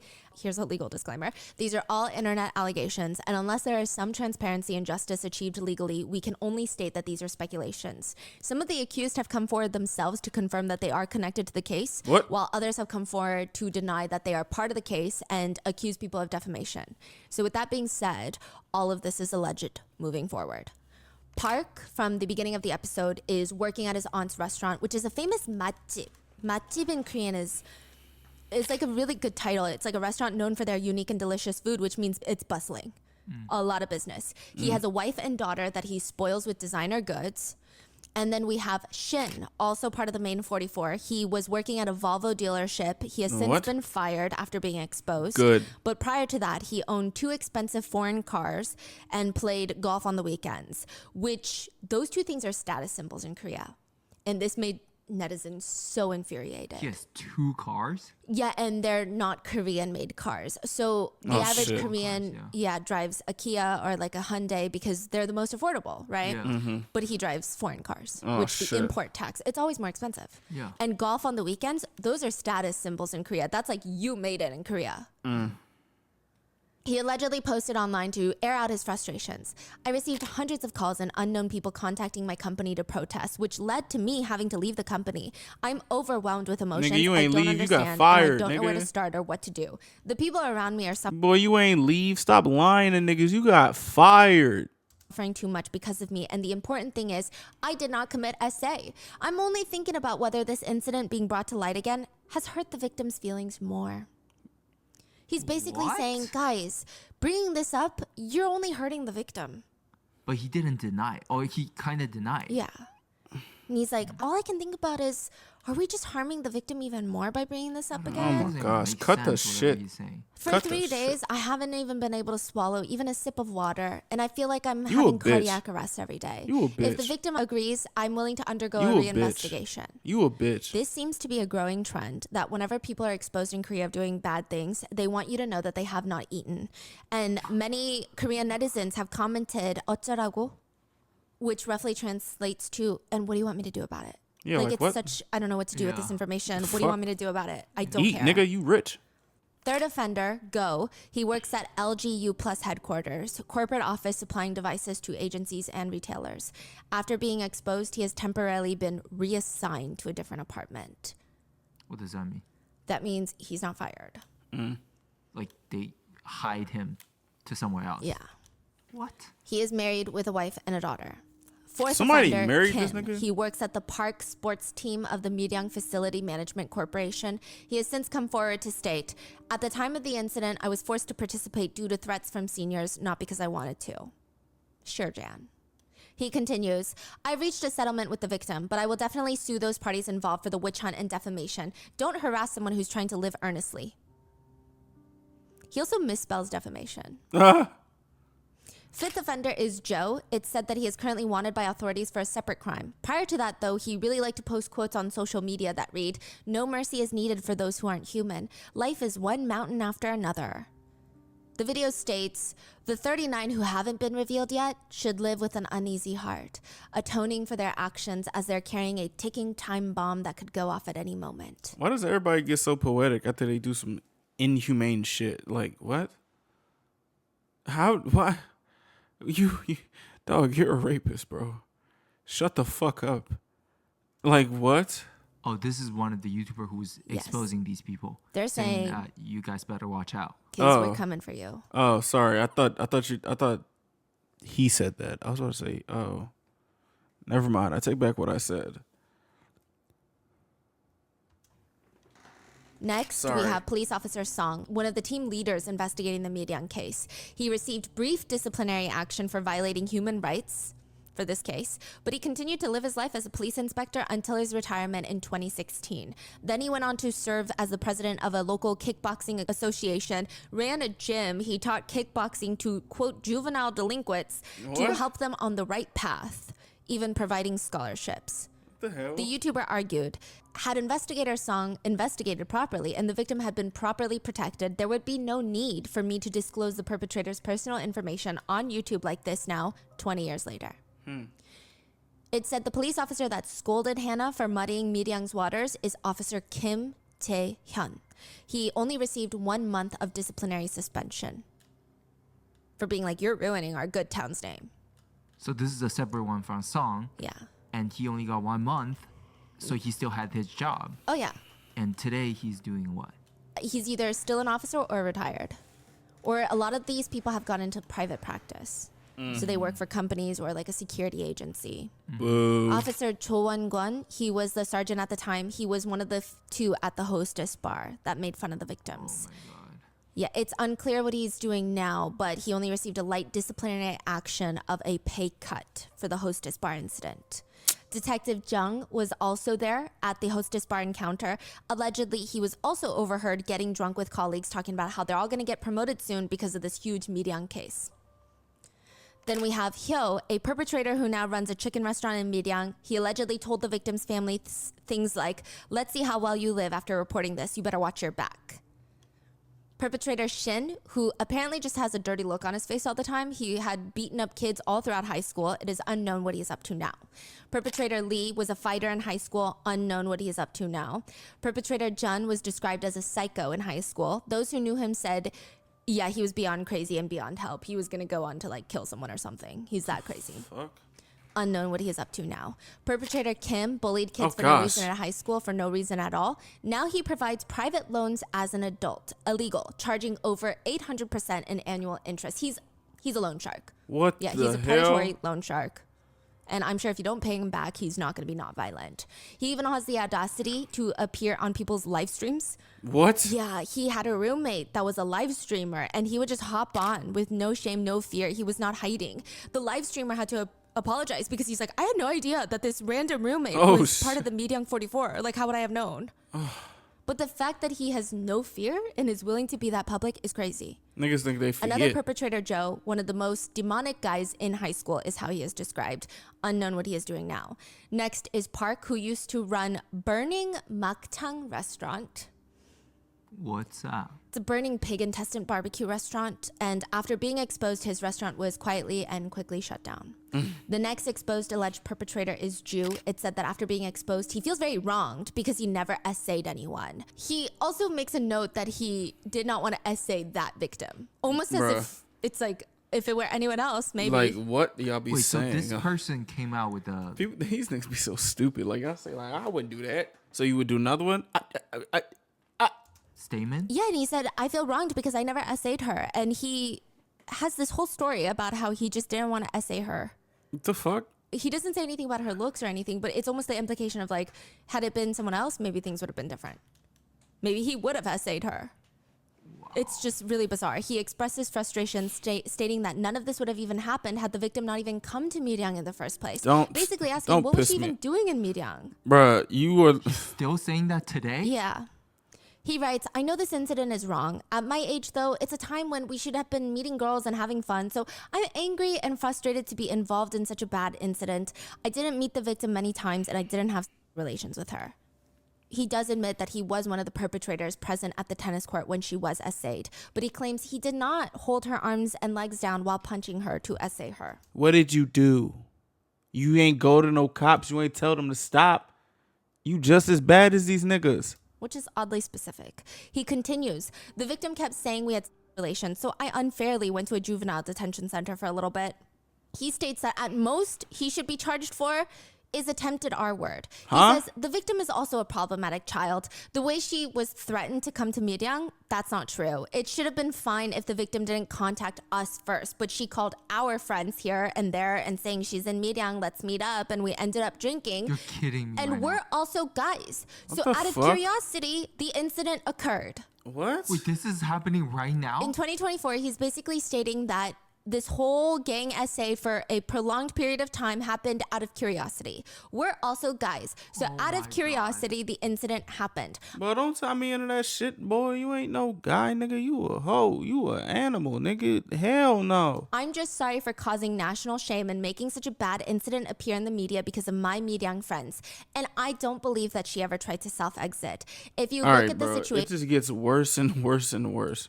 Where we met with the victims, she's not the kind of girl to try to self-exit. She came to Miryang on her own. I don't treat women badly like this. It seems like netizens are viewing us negatively just because we are men. Wait, do we know what he looks like? Yeah. I mean, shit. All the men in this damn story, none of them have redeeming qualities. All y'all are shits. There's a face video or face. Holy, I cannot believe this. In a case like this, he has the audacity to say, it seems like netizens are viewing us too negatively just because we are men. No, you got off with no punishment because you are men. Yeah. What do you mean? The next perpetrator is Beck, married and with a son. He is said to have been running a honey online shop with his wife, selling honey, literally honey, that has now gone private. It seems that his wife had no idea, and it's alleged that his mother-in-law collapsed when she found out the news. Comments read, this bastard who's worse than the devil and his offspring are trying to sell honey? Living sweetly by sucking honey and selling honey? Enjoying a sweet life as a R-worder? The next perpetrator is Sol, and it said that he's lurking around in online chat rooms like the one that the victim met the perpetrator on. He claims he's just an innocent person that's also just watching all of this unfold on the internet. He has nothing to do with it. He doesn't know how he got roped into it. He says, I'll say this for the last time if you don't have any brains or eyes. I'm sorry, but I'm just also another person spectating online. Are you a fucking prosecutor? Ha ha ha ha ha. What qualifications do these YouTubers have? Are you immersed in some sort of drama in your mind? This is hilarious. Catching an innocent person and acting like there's something? Ha ha ha. Do you live in some fantasy world? I mean, that response is like a confession. Yeah, this is... Are you a prosecutor? Like straight out of... villain movies. Yeah, villain K-drama. Like those creepy K-dramas. Like, this is not real. Yeah. Perpetrator M, he works as a salesperson at BMW. The hairline sucks. He has since posted a statement that reads along the lines of, I'm wronged. You ruined my family's daily lives. I'll take legal action against baseless rumors and malicious comments. He posted a criminal investigation records check reply to show that he has no criminal record. But that's the whole point that people are outraged over, that none of them have a criminal record, but he's using it to be like, see, nothing's on my record. You got the wrong guy. So everyone's like, what? The fuck? That doesn't even make sense. He says, when I go home and see my 2 daughters running and crying to me, saying, Dad, I just keep crying. I resent myself for causing such great pain to my family because of this. Every time my family, friends, seniors, and juniors have all been a great support to me, and even the police officer in charge of checking my criminal investigation records patted me on the back and told me to stay strong. I thank these people for their encouragements. I was able to gather my thoughts and write this statement. I hope your daughters disown you. For the return of normalcy for me and my family, I will take legal action against baseless rumors and malicious comments, also hoping no more innocent victims like me will occur. I will donate any fines exceeding the attorney's fees to the Korea Violence Relief Center. Im has since been fired from his position at BMW. Yeah, get the fuck out Another of here. perpetrator named Joe has stated that he is not involved in the case. He states he's accused of being one of the perpetrators that settled with the victim. His argument is, quote, I've never reached an agreement. Any SA crimes are subject to complaint under the SA Violence Punishment Act. So I would be punished even if I reached an agreement with the victim. Again, the reason that people are mad at this case to begin with is that nobody is punished regardless of anything, regardless of agreement or not. So what kind of argument even is that? Also, that specific revision to the SA Violence Punishment Act didn't even come into effect until 2013, which is after the crime. So again, are they just hoping that netizens are dumb? Because netizens are not dumb. Now, side note, I do want to mention, I do think it is dangerous. I think most people in Korea are very conflicted about what's going on YouTube right now. To a degree, it's like, yes, this is the only way to get some sort of justice because these people feel like they're untouchable. They can do whatever they want. And now they're being outed by these vigilante justice YouTubers, right? So it's sowing some level of fear, I hope, to some perpetrators. But the whole point is they shouldn't be doing this anyway because the justice system should have handled it, right? Yeah. That's the feeling. But the secondary feeling is it is dangerous because you just don't know if you get the wrong person. What happens then, right? Now, I will say the above statements of these people saying that you got the wrong guy, I think the statement itself shows that they don't got the wrong guy. Because I imagine if you are accused of a crime that you really have no relation to, you would try to show proof of like, wait, guys, I don't know these people involved. Here's evidence that I was actually attending this school at that time. And then you would try to bring up, like, maybe get statements from friends of like, no, trust me, like this person doesn't. But these reactions of like, I am wronged. You say there were like 44 of them, and then there's like 100 people who's somewhat involved. For a small town like Miryang, like these people are probably all publicly known for the whole town. Like everybody probably can pinpoint who's who. Like they're all from the same area. So that's another point that a lot of netizens have pointed out is that there have been some mistakes of people being associated with perpetrators. Like, oh, this is a girlfriend of the perpetrator. And then she would just get dogpiled on. And then turns out she's not dating a perpetrator. Right. So those incidents have happened and it's really dangerous and so bad. I do not condone that. Right. But with these main perpetrators that have been exposed so far, a lot of netizens are saying that these people's identities weren't necessarily hidden. Like everyone in Miryang that went to that school knew what was going on, like knew these names, knew they were involved. And had they really pinpointed a wrong person, they would have come forward to help exonerate their name. So that's their argument. I don't know. Let me know in the comments what you think. But going down, there is another perpetrator, Joe, who was exposed to have changed his name and gotten facial plastic surgery.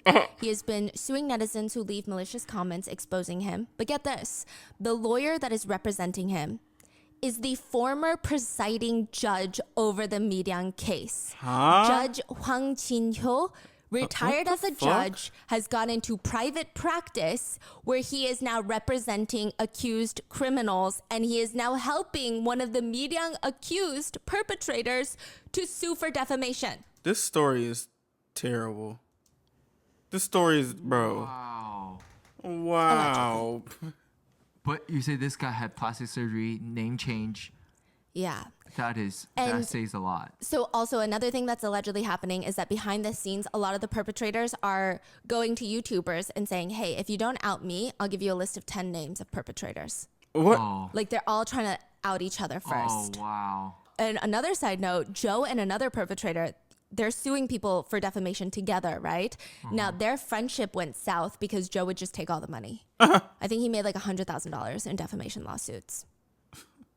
Wait, how does he take the perpetrators are Two perpetrators are suing YouTubers? Yeah, YouTubers and netizens, because you can actually sue like netizen comments in Korea. So they're taking all these people to court. Oh, you also have to explain how defamation law works in Korea. Yes. Okay. So here's the thing with defamation in the United States and South Korea. And we've had problems with this because we've had Korean perpetrators be like, we're going to sue you for defamation. And I said, okay, yeah, the laws are different in the US. Come meet me in the US. So basically, in the United States, defamation is someone would have to knowingly post false information about a public figure, or if they're not a public figure, it would just have to be false information about somebody, right? Let's say journalist is writing about a senator who has been embezzling funds. That senator can sue the journalist for defamation. In the United States, all the journalist has to do is show proof that the senator has been doing this. The senator has to show proof that they had not been doing this. They have the burden of proof. They have to show that this is a lie. You are lying, journalist. And on top of that, the senator has to prove that the journalist knew that they're lying, but still posted that article. It's very difficult to prove. So the difference mainly for defamation laws in South Korea and the United States, and we were talking to our Korean researchers about this, Koreans hate it. In Korea, you can't post the truth. You can get sued for posting the truth as defamation. So if I find out that somebody was in a DUI, I'm like, this name has been hidden from the courts, but I know that person personally. So I go online and I say, hey guys, remember that person? Oh yeah, it's this guy right here. I could get sued for defamation, even though it is true. It's not proprietary information. It's not confidential information. I didn't sign an NDA. Besides, that wouldn't work because it's illegal for that one. But like, you get it? It just, even if I think they say like, anything that hurts their reputation, they can sue you? Is that how it works? Anything that hurts their reputation, they can sue you for defamation, even if what they did is true. Yeah.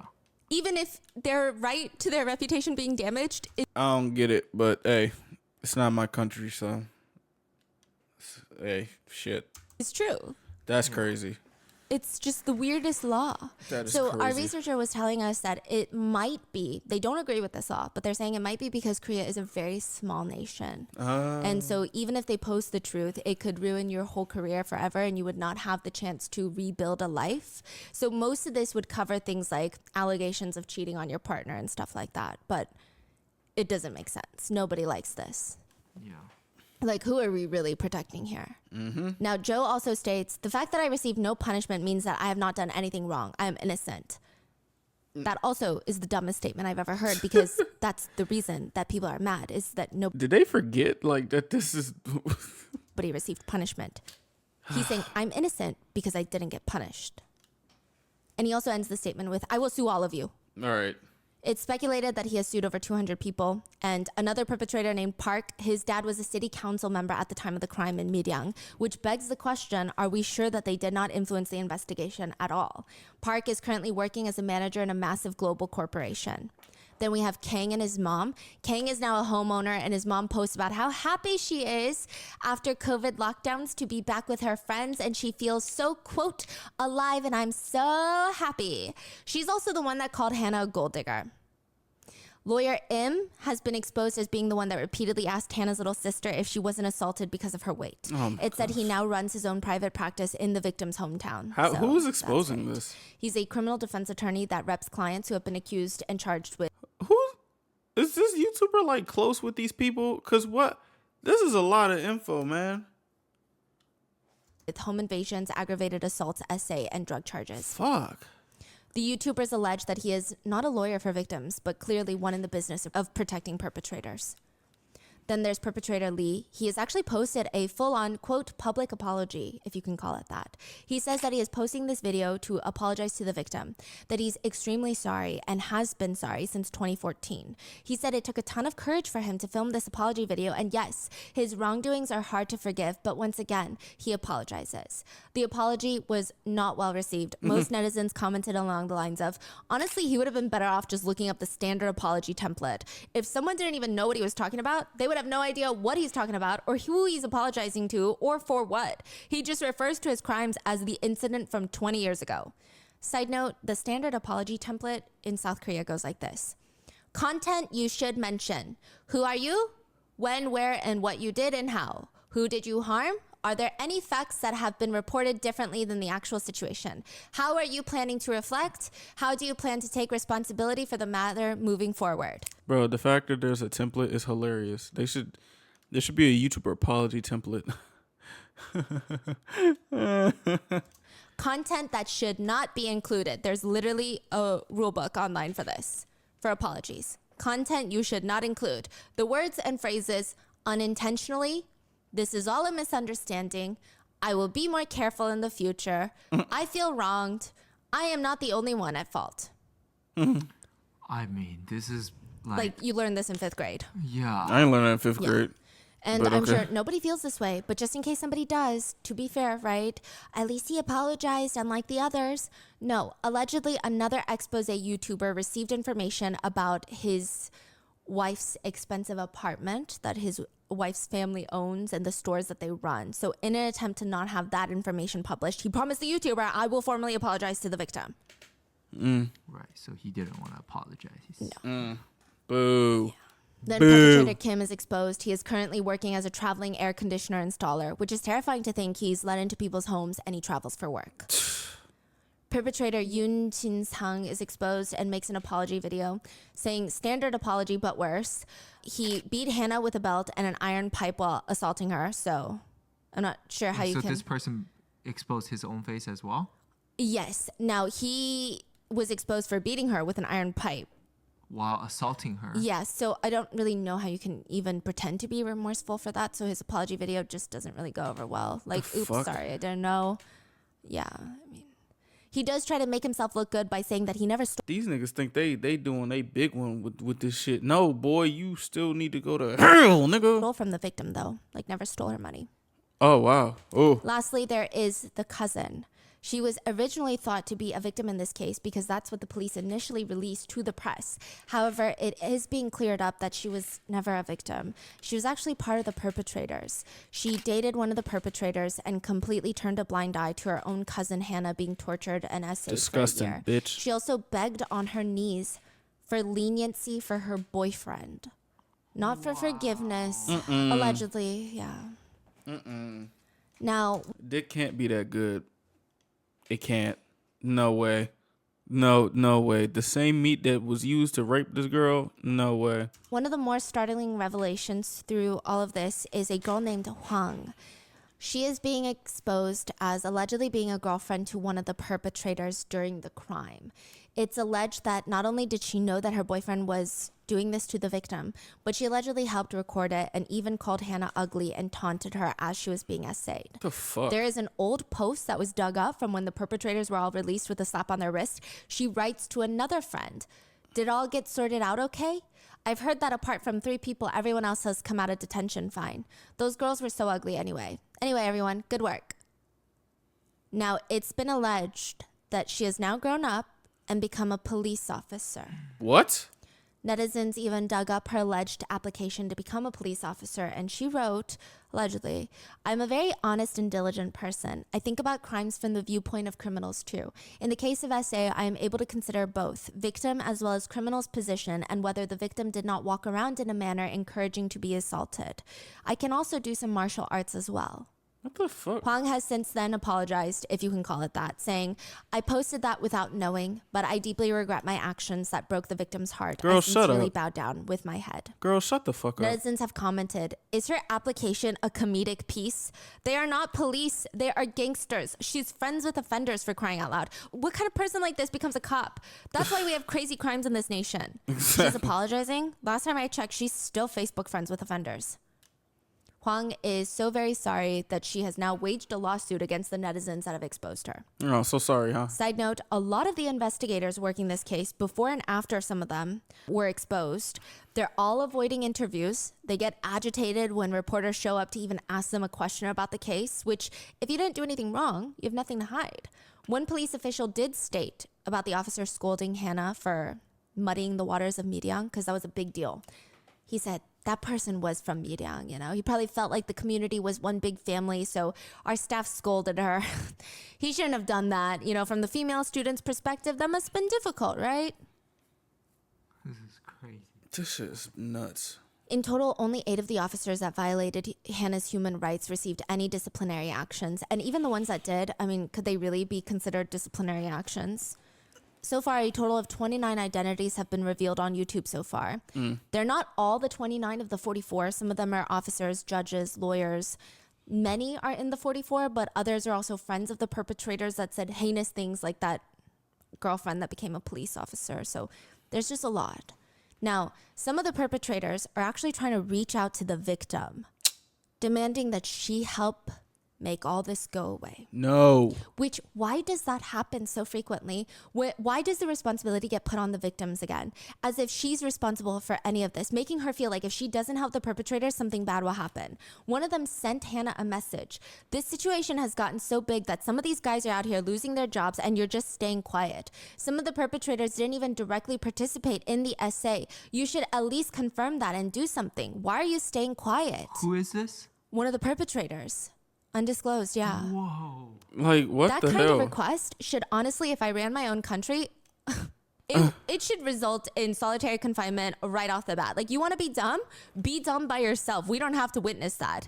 Where you cannot be hurt. Sure, you can write a letter to the victim. Trash. Just write all day until your hand gets bloody. I don't care. That's crazy. Some of them are just saying stuff out of their buttholes that happen to be located on their face. All I did was give her bus money and buy her food. I feel so wronged for being accused. But what's even crazier is, how can we assume that the perpetrators actually feel any remorse? I mean, look at the way their parents acted when they were caught committing the crimes. And even now, one of the perpetrators' parents were interviewed later on, and she screamed, "It's been so long since the incident ended. We settled everything back then, and the kids went through a lot. They're living well now, so why keep bringing this up?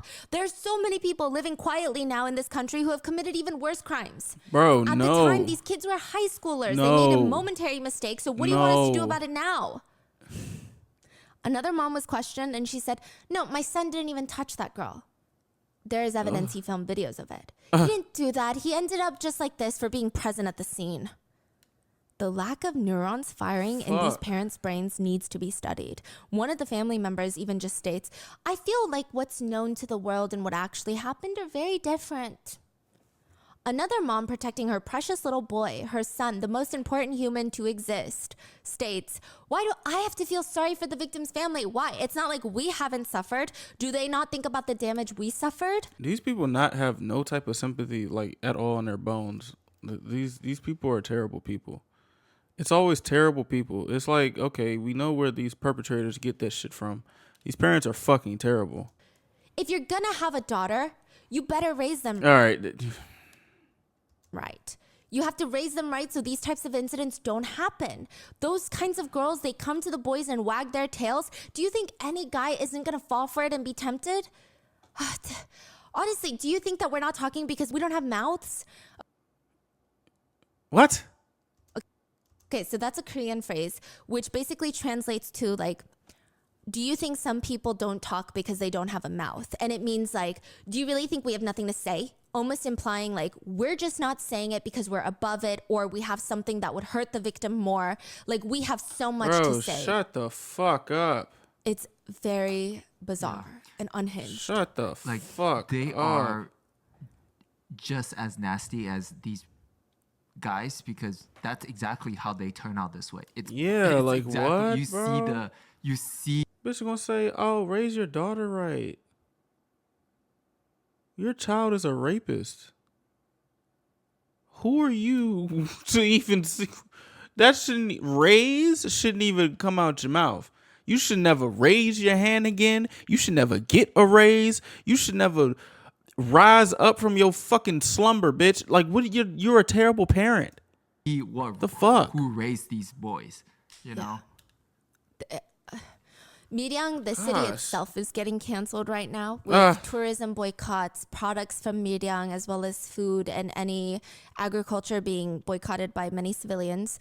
The local government, with about 80 officials from Miryang, had to bow and issue a public apology. The mayor bowed deeply and said, "I once again apologize to the victim and their families who suffered unspeakable pain from this incident, and to all citizens." He only apologized because they're getting canceled. Yes. Like, they didn't do anything for decades. So 20 yeah, years. that's the point, right? I don't think anyone would have boycotted a whole town just because a heinous crime happened there, but just the horrific police procedure that followed. Exactly. Yeah. I'm not endorsing that message. I'm just explaining there's a lot of conversations about it. And a lot of conversations of, she was essayed in playgrounds, tennis courts, motels. I mean, this is a small town we're talking about. Mm-hmm. The YouTubers are getting sued by the perpetrators. Most of the YouTubers are faceless and use a voice distortion software to make sure that they can't be found, but some of them have been and are being sued. Uh-oh. Like I said, in South Korea, unauthorized personal information disclosure is considered defamation. Yeah, which is, again, very crazy. To complicate things even further, Hell Storage is not actually a picture-perfect vigilante justice warrior either. He's the first one that posted the first video that kicked off this whole thing. He's no longer posting, I believe, but he made a public statement soon after releasing the first video that said, "I have directly communicated via email with the victim's family and they have agreed to disclose all 44 names." Hannah and her family never consented to this. This is lies. In fact, that statement alone made them very scared. Bro. Basically, it's one thing to expose perpetrators' names by yourself as a vigilante justice warrior, because the perpetrator's anger is now directed at these YouTubers. Like, what the fuck is going on, right? Sure, there's implications and moral debates on these vigilante YouTubers, but it's another thing to state that the victim wants you to do this. Yeah, he just lied. Because now the anger from the perpetrators could be easily directed to the victim. Yeah. Hannah and her family said they were terrified that the perpetrators would hear this and try to retaliate in some manner. So Hell Storage has since then apologized for lying about the situation. He claims that he was briefly in contact with the victim's younger brother and took that as consent, which I don't know, okay, if that's even true. But by this point, other YouTubers have come up and started revealing more information about the perpetrators. They do not claim to be working with the victim at all. They state that they are just finding information and exposing perpetrators through tips. So you have some people arguing, yes, the justice system is messed up and that needs to be fixed. But is the fix to do this? Is it to create so much outrage that the justice system has to do this? Or is it something else? Some people argue this is more of a witch hunt than anything. That yes, you could expose real perpetrators, but there's also a chance that innocent people are named. How can they prove their innocence in a situation like this? That is true. But others argue, when the law can't do it, someone has to, right? You can't just sit here and pray for a better justice system, because look where that's gotten people. It hasn't gotten people anywhere. And some people hope that this causes such a slap in the face to the justice system that they feel mocked, that they will slowly start to change how they do things. Most netizens feel that private revenge is only happening because the justice system failed. Why would anyone do this if it was okay the first time? Yeah. But some netizen comments read, "The perpetrators are bad, but the victim is also problematic. To be honest, I can't help but think she deserved it. Like, why did she keep quiet for a year? It's just all weird." Bro. One comment was talking about how gosh. after all this time, like, let them move on. They have families. You're impacting families regarding the perpetrators. But another comment hits back. Some say, why now after all this time? Is that even something a human would utter? For a victim, even though time has passed, the pain feels like it happened yesterday. I want to use curse words at these people, but I will stop here. Parents who sheltered their perpetrator children, you are the ones that turned your kids into monsters. Exactly. Another reads, "The male teenagers have become monsters. The families that raised them to be monsters, the parents, the local communities they belong to. Is this all really a human society? Is this not just barbarianism?" With the newfound attention to the case, the victims have been doing more interviews with the press, completely anonymous, faces blurred, voices altered with fake names. They were asked, why now? And they said, "We looked at each other, the two sisters, and they said, let's stop avoiding it and face reality for once. Back then we were young. We didn't know how the case would unfold. We thought all the perpetrators would be punished just based on their statements. We are no longer the young sisters we were back then. If we feel we are being victimized, we are prepared to step forward now. We want to say that we're not young girls anymore." They're in their mid-30s now. So after the renewed attention on the case, there have been a lot of donations, including Rotten Mango, thanks to you guys and the support of our partners. There have been a lot of donations pouring in for Hannah and the violence center that she was working with from the entirety since the incident happened. And she said, "Thank you to the many people who have donated through violence counseling centers. I will truly never forget this and live remembering it for the rest of my life.